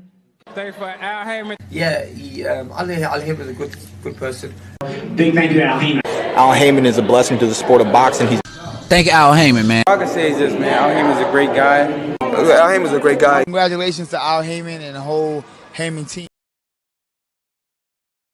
So shout out to Edgar again with the $2 super chat. He says, do you think TMT and Al Heyman feed him versus Rolly? And he's talking about the WBA.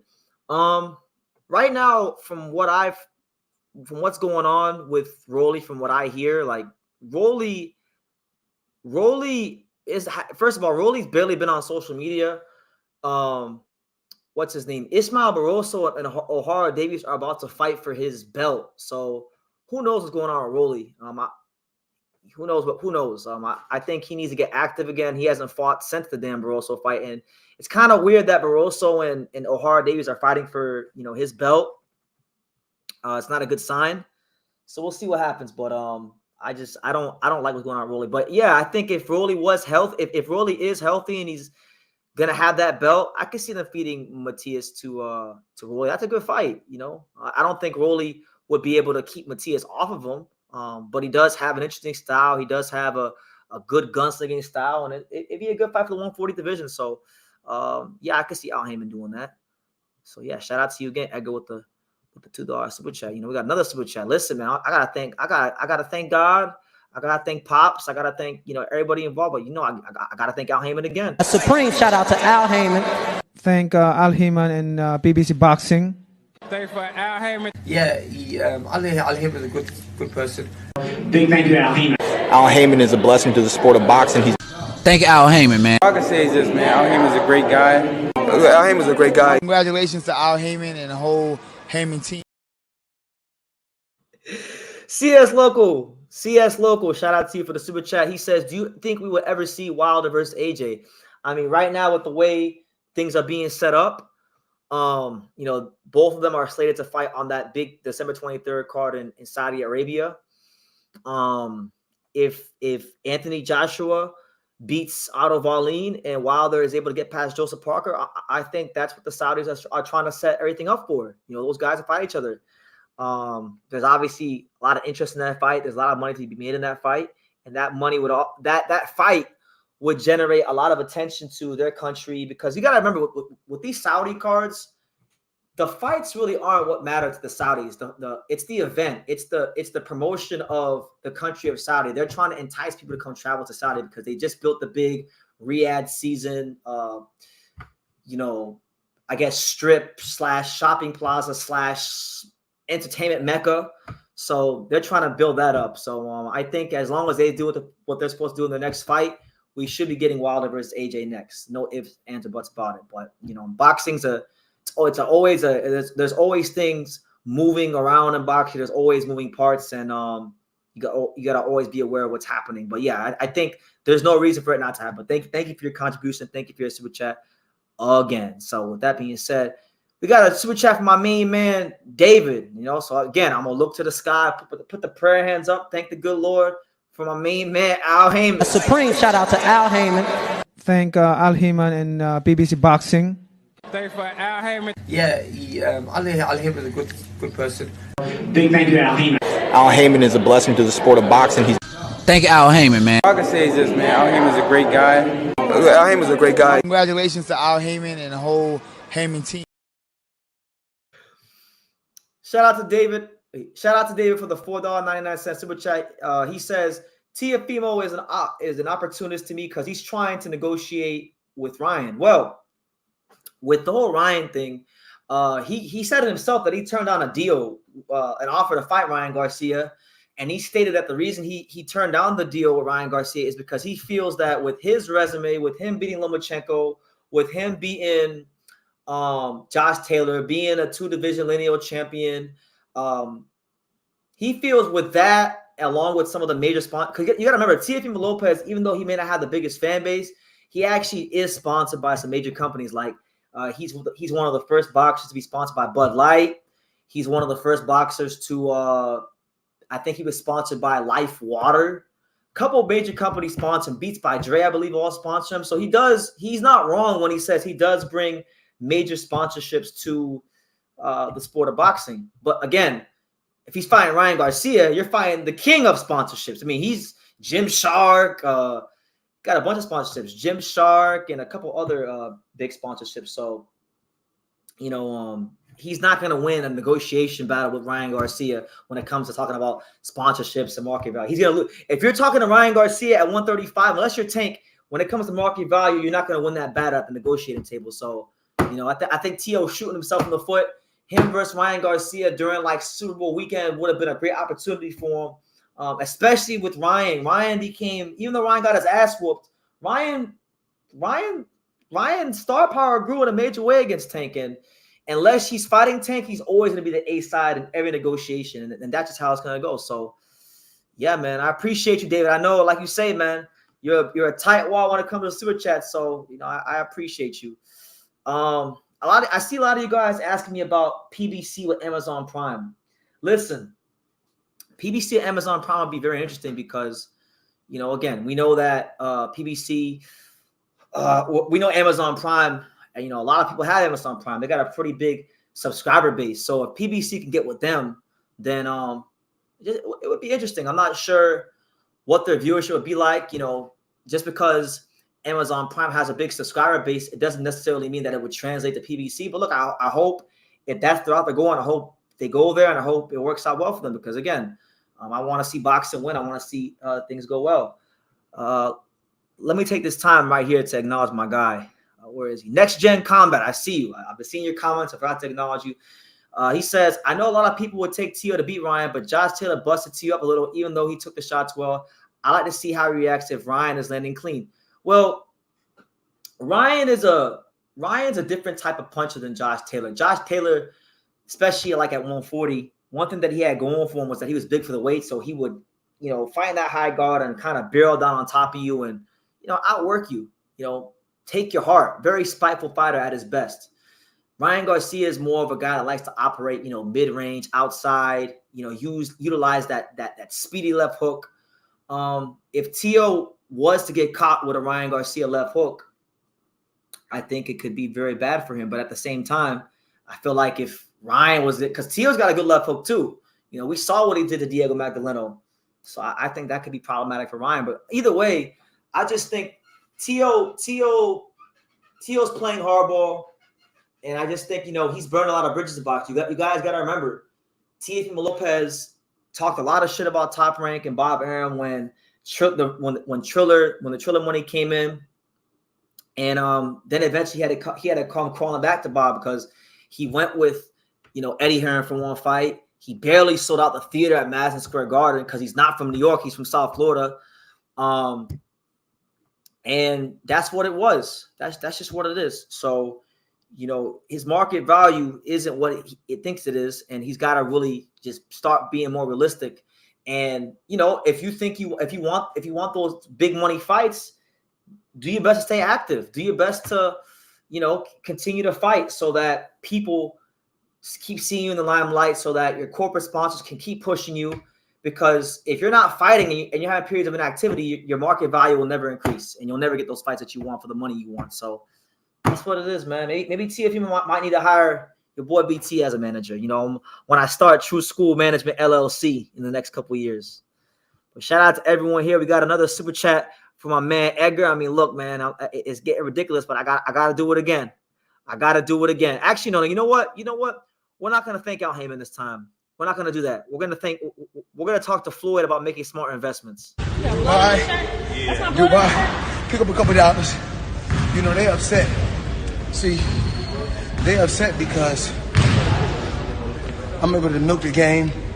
I was smart, kept all my faculties, made a lot of smart investments. So, when great people like Warren Buffett, Bill Gates, the Waltons, the people that own Walmart and Walgreens, when they're getting money in their 50s, their 60s, their 70s, 80s, and even 90s, it's okay. A young kid like myself from the inner city, from the ghetto, I worked my way to the top. I was able to leave boxing on my own terms and keep all my faculties, kept a lot of my money. So they're upset that I'm able to go out there and continue to make 40 and 50 and 60 million outside the ring. You can't get mad. Listen, this is what God wanted.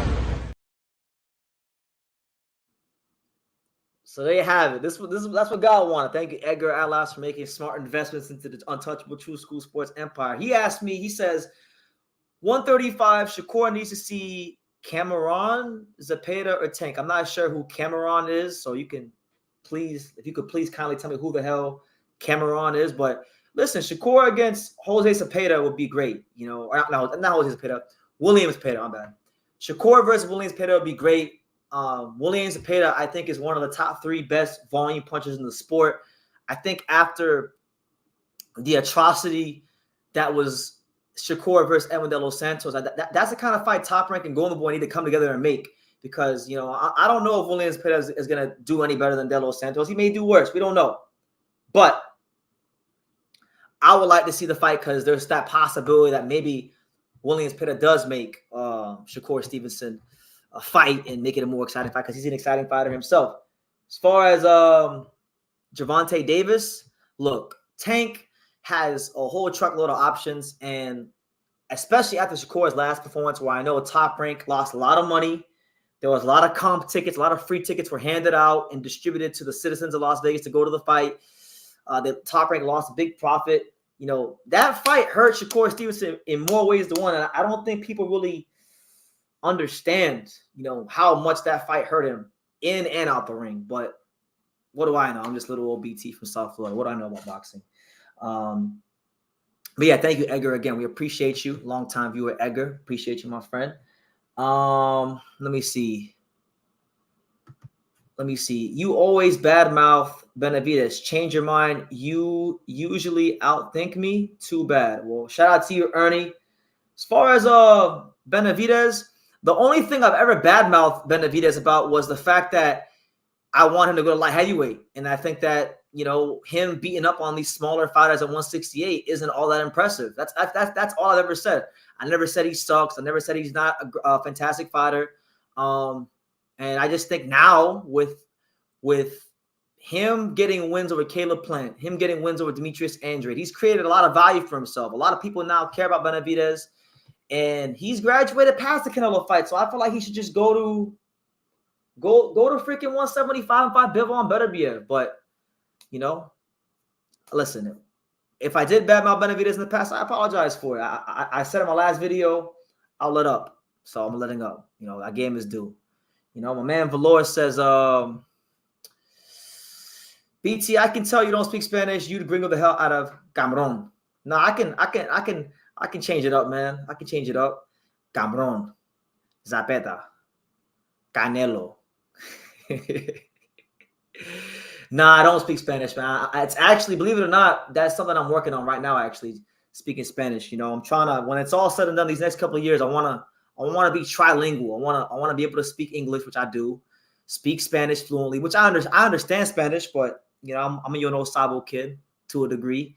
And I definitely want to speak Japanese, you know, because I want to eventually start interviewing fighters in Spanish and Japanese and English, you know. So that's one of my goals, and I'm working on it. So every year I improve at something, and that's what I'm going to do. But yeah, you're right. It seems like guys are more in a hurry to fight Bivol than Beterbiev. Shouldn't this sway some people's opinions about who would win that fight? I just think that Beterbiev has such a reputation. Like you guys got to understand, boxing is such a small world. So some of the same guys that have sparred Bivol and Beterbiev have sparred Canelo, you know, and vice versa. So if a fighter is beating the shit out of the guys in the gym, it gets around. And Beterbiev has a long reputation of sending dudes home, just packing them on them. That's why a lot of these guys don't want to fight Beterbiev. And I'm sure, but I know for a fact Benavidez has heard the stories about Beterbiev and sparring. There's no way he hasn't. So that's what it is. And I think, yeah, maybe it should. You know, but Beterbiev has always been a little bit underrated. People always talk about his age and he doesn't fight the most, and he's not even on most pound for pound list, which is crazy to me because he's got 3 belts, 100% KO ratio, and he still gets overlooked because he's not out there talking. He's not on Twitter like Devin and Shakur and Ryan. You know, he goes to work, knocks the fuck out of people, and he goes home to his family. He don't even watch boxing because I was talking to John the Iceman Scully, who is a friend of the channel, and you know, he's part of Team Beterbiev. And he even told me a story one time about how Beterbiev was at, I guess he was at a convention, and Teofimo Lopez came and shook Beterbiev's hand, and literally Beterbiev didn't know who Teofimo Lopez was. So that's how disconnected he is from. He doesn't watch boxing. He just goes to the gym, he trains, he fights, he knocks people out. He goes with his family. So that's what it is. Anton Harris, thank you, True School. Thank you. Appreciate you, champ. I don't know what I'm being thankful, but I appreciate you. Let me see. Japanese isn't terrible. It's mostly the verb conjugations and sentence structures. You can do it, bro. Put that work in, and you'll be fluent in both Spanish. Spanish won't be hard. You know, I live in South Florida, so I'm around Spanish all the time. I live in Miami pretty much, so you're always around Latin culture and people speaking Spanish, so I already understand. Like, if people talk shit about me in Spanish, I'm gonna know. Like, so don't think you could talk shit about me in Spanish if you ever see me in real life. But that one won't be too hard. I just gotta put the time in. Japanese, really, really excited to learn Japanese because, you know, again, I do have aspirations to continue to go to Japan and interview their fighters. You guys know I love Japanese boxing, so yeah, I think when it's all said and done, I think before I'm 32 or 33, I'll have both languages down pat. That's my goal. That's one of my goals. But we got another super chat from my main man Edgar Alas. I mean, I can't stop thanking him. I gotta thank Al Heyman again. A supreme shout out to Al Heyman. Thank Al Heyman and BBC Boxing. Thanks for Al Heyman. Yeah, Al Heyman is a good person. Big thank you to Al Heyman. Al Heyman is a blessing to the sport of boxing. Thank Al Heyman, man. All I can say is this, man. Al Heyman's a great guy. Al Heyman's a great guy. Congratulations to Al Heyman and the whole Heyman team. You know, thank Al Heyman. Shout out to Edgar for the $2 super chat again. He says, BT, me, you, and Jada boxing in TJ for boxing. What's TJ? Is that what is TJ? Like Tijuana? Not sure what you mean by. Clarify, what do you mean by TJ? And as far as Jana boxing, man, I don't have any comments on Jana boxing. I know she's a content creator. Shout out to her. Shout out to you for the super chat. Clarify what you mean by TJ in boxing. Tijuana. Oh, Tijuana. Yeah, okay. I mean, look, I've never been to Mexico. It's on my list for next year. Mexico, Canada, Australia. Those are all countries I want to visit. So hopefully in the future, you know. And Meezy says the Al Heyman video is getting corny now. Yeah, I might need to play one of the other videos of my streaming while somebody super chats. I mean, I got more videos besides Al Heyman, but the Al Heyman video is just funny to me. So I mean, maybe I'll play Don King, maybe I'll play Jarrell Miller. We'll see. We'll see whenever somebody super chats again. But yeah, I never talked to Jana boxing. She sat next to me one time at the Zorro Uniescan Gonzalez fight, but I wasn't talking to nobody that day. I was just to myself. But yeah. Did Jorge Linares ever learn Japanese when he was living and training out in Japan? I think he's living in England now. I think he knows a little bit of Japanese because he was out there for a while. I know he moved out there a long time ago. I know that he's very familiar with Japanese culture, so I'm sure he knows a little bit. He's got to. There's no way. Yeah, Japanese is a whole different world. You know, I've been listening to these videos on YouTube when you sleep that put together some like Japanese sentences, and it's way different than Spanish. There's no ifs, ands, or buts about it. But yeah, if y'all got any other questions, I know you know, anything y'all want to ask me. You know, at this point, look, it don't even gotta be box related. At this point, I'm just chilling. It's been a long day. You know, I ran 10 miles today. It's been a hard working day for your boy BT. So if y'all want to ask me anything, ask away. Don't even gotta be box related. Y'all got my undivided attention right now. I know David Easter says so basically Top Rank won the purse bid and Ford got hung out to dry. I mean, he is getting paid half, but still. Yeah, I made light of that in my video. I made light of that when I put my video out about it, you know. I always say like and this goes out to the fighters out there, right? Because sometimes fighters listen to my lives. I'm not sure that there's any fighters here, but if there is, you only know the value, like you only know what your promoters really think about you when it's time for them to bid on your fight. The purse bid will tell you what the real value of the fight is and what your promoter really thinks about you. And you know, Raymond Ford was a fighter that Eddie Hearn signed to Matchroom Boxing USA back in the day. National Golden Gloves champion, all that stuff. And Eddie Hearn didn't even put in the $300,000 bid for the fight. And on top of that, not only did he not put in the bid for the fight, Top Rank won the bid and Top Rank actually signed Komotov. So now, all of a sudden, shit just got real bad for Raymond Ford because he's already fighting Otabek Komotov, which is already bad for him. But now, he's the B-side? Oh, man. I'll tell you right now, if Raymond Ford beats Otabek Komotov, all the credit in the world to him because, you know, the odds are definitely stacked against him. But, you know, I'm happy for my boy Otabek. You know, I made that video about him fighting in Norway back in March. And That was before Inoue even fought Fulton. That was just after Odebeck, a couple of days after Odebeck just knocked out Thomas Ward. And now it looks like the prospects of Odebeck fighting Naoya Inoue for the world title are getting more realistic by the day. So we'll see how it goes. But yeah, not a good look for Aaron Ford, for his promoter to not even bid $300,000 on the fight. You know what I'm saying? So yeah. Who is the better Rhode Island fighter, Boo Boo or Vinny Pazienza? LOL. I noticed at 168, Boo Boo got stopped in the 6th round, and Vinny Paz got stopped by Roy Jones in the 6th round at 168.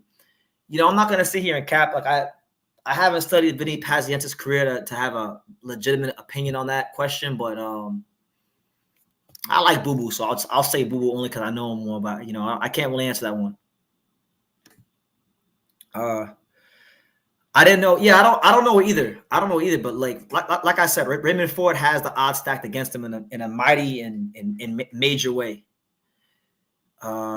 Is Navarrete fighting Valdez again? I mean, I hope not. I mean, Navarrete needs to fight Conceição again, or probably Oshaki. Those are the fights that I think Navarrete will probably explore in the near future. Hyro, shout out to my man Hyro. He says, Andrade versus Darrell, his resume can't get worse right now. Come on, Andre or Anthony? I mean, either way you cut it up, I think, why not? They're both old. Why not? Canelo don't need Benavidez. He's on his Mayweather. Is he picking who he wants to fight? He is picking who he wants to fight before he retires. Yeah, that's exactly what he's doing. He doesn't want that smoke. We've all known that before. Haney or Prograis? I'll go with Devin.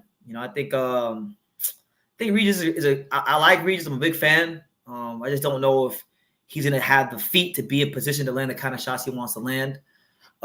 Looking very forward to seeing how Devin looks at 140. I've heard all these stories every time I go to Vegas, like for the last 2 or 3 years. Every time I go to Vegas, I hear all these stories about what Devin does to dudes in the gym and this, that, and the third. So now that he has more weight on him, now that he's a guy that is going to kill himself to make 135, I'm hoping we see a stronger, sharper, more dangerous Devin Haney. One thing we do know about Devin, and he showed it in the Linares fight, is that he's more than willing to sit there in the pocket and exchange if he feels he can, be successful. Hyro says, Navarrete needs to fight Arabelle. They don't want to see Arabelle. Yeah, man, Arabelle has been there at 130 for a long, long time, and I think you're right. Arabelle deserves his shot. He deserves his chance to prove what he can do in the 130 division against a top guy like Navarrete. So yeah, and listen, Hyro, I know you don't want to hear it, but Navarrete might be using Shakur might fight Navarrete. You could say it's a cherry pick. You can say what you want, but don't be surprised if Top Rank pull that one out of their ass at some point. They just go with Shakur versus Vaquero. Lomo or Shakur. Shout out to Valori. He says Lomo or Shakur. Lomo in his prime would beat Shakur handily, in my opinion. In his prime, I mean, I love that fight. It'd be a good fight for boxing. I think Shakur, I think with Lomachenko in his prime would have some serious problems because, Lomachenko is a very precise puncher, guy that, isn't like a one-punch guy, but he knows how to overwhelm you. It's kind of like a death by 1,000 blows type thing, and he has the angles and stuff. I think that'd be a hard fight for him. I would say Lomachenko wins that fight by split decision. Something real close, maybe even controversial if they would have fought in their prime. I know Valdez gets a bad rap, but I still like him because he's a classy guy, and that exotic animal farm he's got with the alligator is off the hook. I just don't like that he hangs with Canelo. As far as Valdez, look, I had a chance to meet Valdez in 2021. I actually interviewed him in 2022, so I met him twice. Stand-up guy, none of us are perfect. We all have our skeletons in our closet. I know I was very hard on him at that time because, I just didn't like what was going on in boxing, and I felt like he was getting special treatment from the WBC, and it was what it was. But he doesn't seem like a bad guy. He still fought Shakur in a timely manner, and shout out to him. As far as his alligator farm, yeah, it is crazy. But I would never hang out with Valdez because he has snakes on that farm, and I'm not scared of anything in this life but snakes. I hate snakes. If I see snakes, I run the other direction. So hell no, I ain't ever hanging out Oscar Valdez on his farm. Never. Next Gen Combat Sports says, honestly, some of the positions that Ed was able to get to, I think Loma could capitalize on if he was able to, but I can see Shakur smothering and wrestling him in. Yeah, I can see it being a real ugly fight. It could be a real ugly fight, but it could also be a fight where I think Lomachenko's footwork and his sense of positioning, he's able to land enough shots and nick enough rounds where he wins like a controversial decision. So we'll never know. I mean, I always hear the stories about them sparring when Shakur is young, and of course, Shakur says he beat Lomachenko's ass, but nobody really knows. You know, if you're not there, there's no point in speculating. If the full sparring session doesn't come out on YouTube, there's no sense of speculating because being around fighters for all these years, I mean, I've seen it hurt so many times. Also, I have a fighter tell me, "Oh, I beat this guy's ass in sparring," and then, you know, then you watch him spar that same guy on a different day, and like he looks like trash. So I take it with a grain of salt. Sparring stories, unless I was there and saw it myself. Yeah. Amity says Shakur beat Loma's ass. Quite possibly. Quite possibly. We'll never know. You know, in their prime for prime, we'll never know. Now he should beat Lomachenko's ass. Because he's younger and he's more in his prime. He's bigger, but you know, Lomachenko still, every time I'm ready to write him off, he turns back the clock that one last time. So that's what it is. But listen, guys, 20 minutes. I'm gonna stay on for like 20 more minutes. You know, we're at 1 hour and 40 minutes. You know, this was the aftermath of Benavidez Andrade, but now we're just freestyling it. So it don't even got to be boxing related. Y'all can ask me questions about anything. Anything you want. I'm an open book for these next 20 minutes. It's the Untouchable, late at night. True School Unfiltered. True School After Hours. Let me see. Hyro says, Lomachenko was fighting George Kambosos for the IBF like I told you they would. I mean, that was always a fight that Top Rank had in the back pocket. You know, they were supposed to fight before Devin fought George. So Top Rank always had that in the back pocket. So Howard, you didn't tell me anything. I always thought that was going to happen. Will G wants to know, is it worth it for Andrade to go back to 160 and fight Lara for the WBA belt? You know, Lara's a guy that – Lara's one of these guys that I think is extremely over. I've always thought Lara's been a bit overrated. But people class him so highly because of how he performed against Canelo. If he could make 160, I would go fight him because that's one of the fights he gets criticized for. People rate Lara highly because of the one Canelo fight. I would love to see Andrade fight Lara and take the belt off of him. It would be again, it wouldn't be what Canelo could have been for him or Benavidez would have been from had he won, but it's still a good name to have on your resume. Arizona Lara, absolutely, make it happen if he can make the weight, of course. Carmel Mo wants to fight Lee Wood. I mean, we all want things in life, you know. He wants to fight Lee Wood. You know, I wanna smash Jessica Alba, but you know, we can't always get what we want in life. So I don't think he's gonna fight Lee Wood. I think Lee Wood's gonna fight probably Joe Cordina or do a Josh Warren to rematch at City Ground and cash out.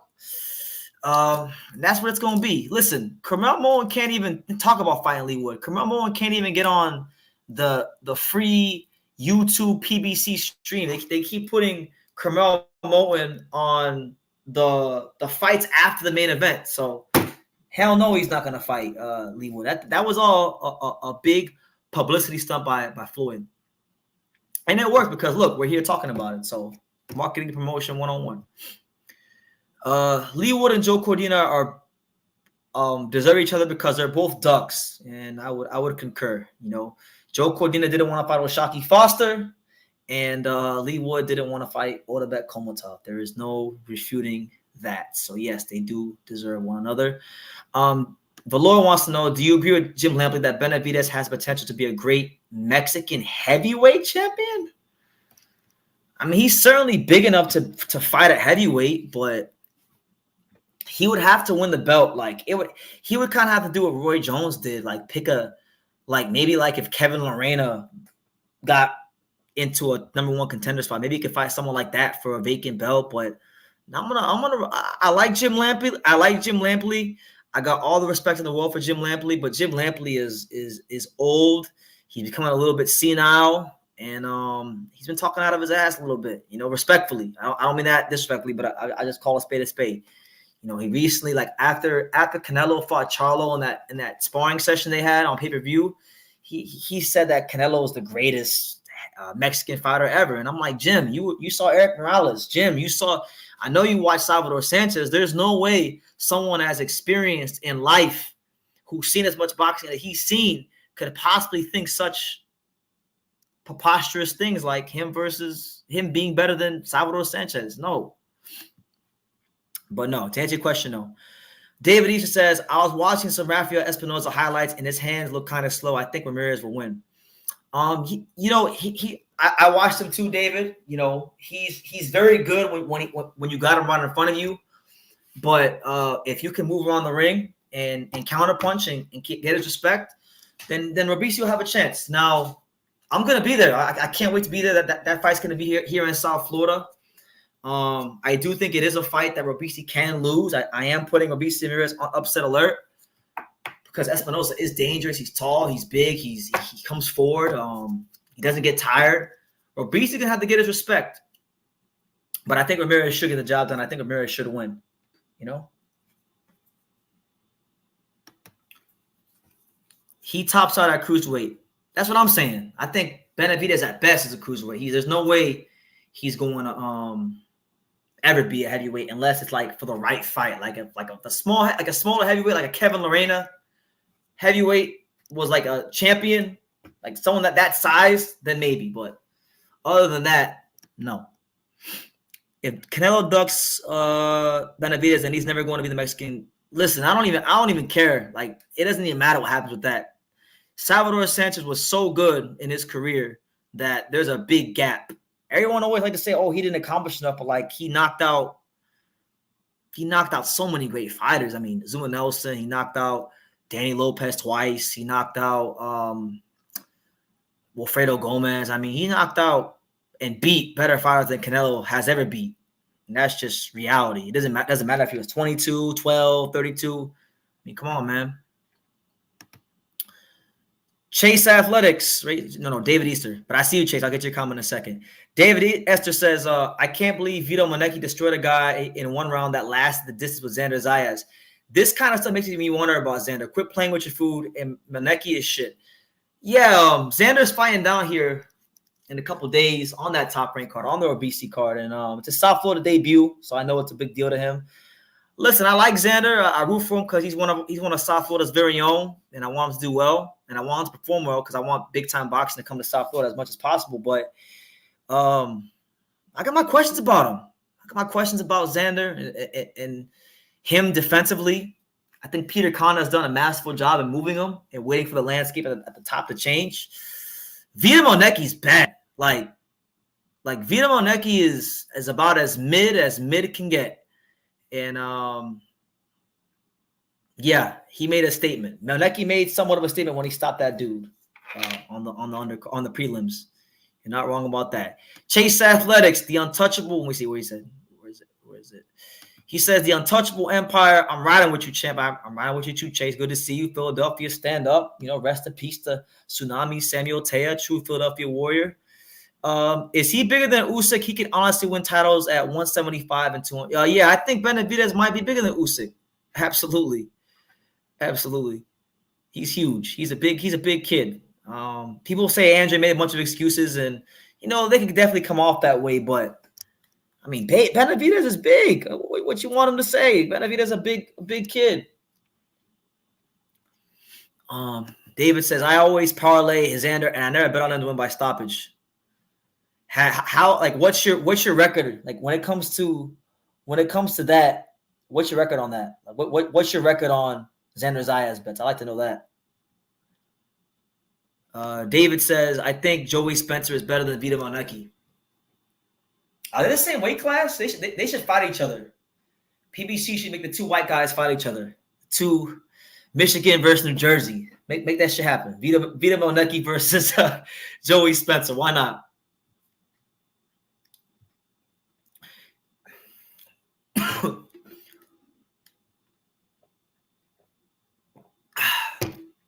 Edgar says, do you hear anybody talking about Dan Morrell? He can't sell out a high school gym. That's not true. he sells out the Armory all the time, and the Armory in Minnesota is just as big as a high school gym, if not bigger. So you're wrong about that, respectfully, and people are talking about him. People are talking about him to fight Benavidez.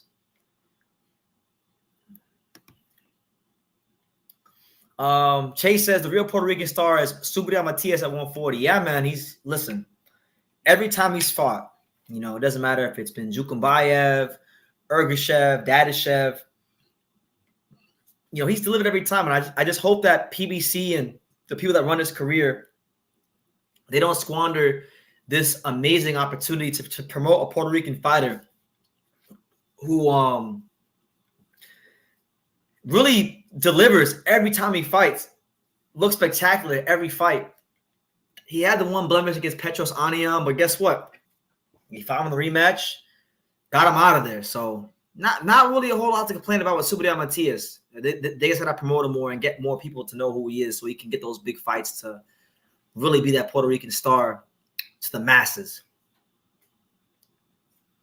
93 Octane. I've been seeing your comments, chat. Let me acknowledge you. He says, although it's interesting that Showtime made the last two events headlined by Benavidez. Although it is interesting that Showtime made the last two events headlined by Benavidez and Morrell. Coincidence? Nah. In boxing, there's hardly ever coincidences. I'm sure that's a fight that Al Heyman and the fine folks at PBC want to build up for the future. They're not going to make it anytime soon because Morrell still got some work to do. Plus, Ronnie Shields, who trains Morrell, said that that's not a fight they're looking for right now. So they're not gonna do that fight. So there's no coincidence. That could be the next big PBC fight on Amazon Prime. But listen, guys, we got 8 minutes left, and then I'm getting out of here. So y'all got 8 minutes. Fire away, guys. It could be box related. It could be non-box related. I'm an open book for these next 8 minutes. So get them in. Do you think Bruce Carrington is enjoyable to watch? I like watching Bruce. I think Bruce has great hand speed. I think Bruce has good defense. I think he's got respectable punching power. He's very comfortable in the pocket. He's someone that I think is going to be a legitimate contender in the featherweight division. Yes. There's not a whole lot of boxing in New York and a lot of fighters coming out of New York these days. And I just hope that Top Rank continues to move him well and he gets a chance to be a top contender. Yeah, I love Bruce Carrington. He's actually a friend of the channel. He follows me on Instagram. We talk sometimes every now and then. And I do know he is fighting here in South Florida on that Robasti undercard. So I look forward to seeing him and talking to him when he's here. Hira wants to know, why didn't Salvador Sanchez ever unify or move up? Like he had so many title defenses. I honestly don't know that, but I do know that whoever he beat, whoever he fought them to the best of his abilities. And had he stayed alive longer, he was gonna fight Alexis Arguello. He was gonna move up and fight Alexis Arguello, which to me would have been one of the best fights in box history. And I would have given him a great chance to beat Alexis Arguello because that's how great Salvador Sanchez was. But to be honest with you, I don't really know. You're the one who knows everything, Harold. So why don't you tell me? I don't know. Right, Harold? I got exposed on Saturday night, so I don't know anything about boxing. You know everything about boxing, so you tell me. It's a lot of Benavidez fans, but that are butthurt. But facts are facts. He looks great beating up smaller fighters, but won't fight Morrell. But we will see how great he is when he moves to 175, and that's what I'm on. He looks like he is a monster at 168. I'll never take that from him. He's a destructive wrecking ball. Benavidez might be unbeatable in 168. I've come to that reality, but the real litmus test of his greatness will be when he moves to 175. Like when you look at the great fighters, look at Terrence Crawford, look at Roman Gonzalez, look at Lomachenko, look at like what Inoue is doing right now. All these guys have been moving up and beating up bigger guys at a high level. He hasn't done that yet, so we can't really put that step of greatness maybe the way we want to on him yet, even though I know that boxing media and the establishment is so eager to do that. So that's why I stand. But yeah. By the way, QC, shout out to you. I see you in the chat. Good to see you, man. Hope all is well. BT, who do you got between Virgil Ortiz and Tim's at 154? That's hard. That to me is going to be the next great fight at 54. Hopefully they make it. I don't like picking against I don't like picking against either of these guys because it's not good to pick against either of these guys. But if I had to pick, I'd probably lean towards Virgil. I think Virgil. I don't know. It's hard because you don't know I don't know how Virgil's health's gonna be. He's got that whole rhabdomyosis thing, so it's hard to predict. But I think if he's healthy, I like Virgil more than Smith. I think Virgil's got a better jab, and I think they can really. It's gonna be a firefight, but I think the difference in that fight is the world-class jab of Virgil Ortiz. But that's just me. You can't trash Andrade and praise David. What metric system is that from?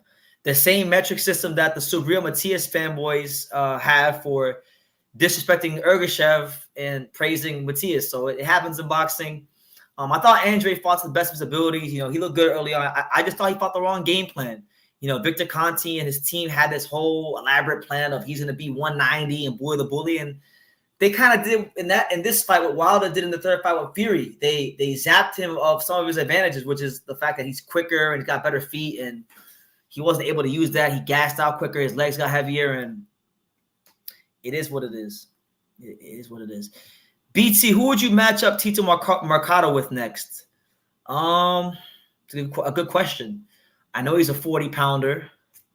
I have to look at BoxRec, but I would say just off top, maybe like somebody like a Giovanni Santiago, somebody who's experienced, who's fought some names, someone like that. I like Giovanni Santiago. He's been in there with some names, good experienced guy. Something like that for him, I think would be good.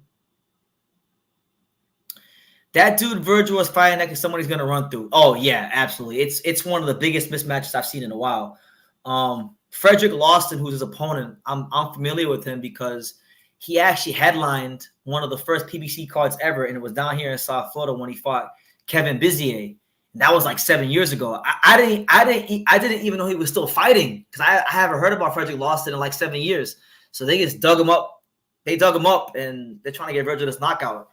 I know Lawson has like 3 knockouts or 3 losses or 4 losses, and in every loss he's had, he's been knocked out in all of them. So, you know, it really says everything, doesn't it? So they're looking to get him a knockout, and I believe they will. Top Rank might be losing dates now that Disney is looking to make budget cuts. Disney is having a meeting tomorrow, and they mentioned the head of ESPN. We'll see what happens, man. Top Rank. Listen, Bob Arum has survived many a crisis in boxing, and I think he'll find a way to survive whatever news and cuts Disney has coming his way. QC says once David moves up, all that's going to be there is Bivol. Beterbiev is going on 40. Is 40 going on 41? Ain't he? Then who? Anthony Yarde, Jesse Hart. Not many at 175 for him at one. Unfortunately, no, that's not true. You got so you got Bivol, you got Beterbiev, you got what's his name? What's that guy's name? You got Paulo Alcozo, the Australian fighter who's going to be ranked, and that's going to be a factor in the near future. You got Benjamin Whitaker from the UK who won a medal that's making a lot of noise, who I think would be a great fight for Benavidez. There's going to be fights there for Benavidez. It's not just Bivol, it's not just Beterbiev, but I would say like Paulo Alcozo and Benjamin Whitaker. Those are 2 guys, you know, one from Australia, one from the UK. Those are fights that I think would definitely be interesting down the line. Not right now, but down the line for him. If Devin beats Regis, I think I want to see him versus Kurt Scooby. I don't know if is it Scooby or Scooby. You know, I haven't had a chance to watch. I haven't had a chance to really study Kurt Scooby the way I want to, but from the little bit I've seen, big, strong guy, can really punch. I gotta do more homework on him, but from what I've seen, he can really punch. And I know Luda Bella's high on him, so we'll see how it goes. Oh, that's a good fight. I like that fight a lot. Tito Mercado versus Adam Azim would be an amazing fight. Adam Azim's making a lot of noise. I know Adam Azim just captured the European title recently, a couple weeks ago. Tito Mercado has made a lot of names, you know, underground, but that could be a good fight for the sport. Why not? Why not make that fight? You know, a lot of interesting fights in the world of boxing that could be made. But listen, guys, on that note, I'm gonna put the finishing touches on this live because it is 12:30 here. I'm very tired. I've had a long day today. But look, I know I'm not gonna be live tomorrow. or Tuesday or later. I'm not gonna be live Tuesday.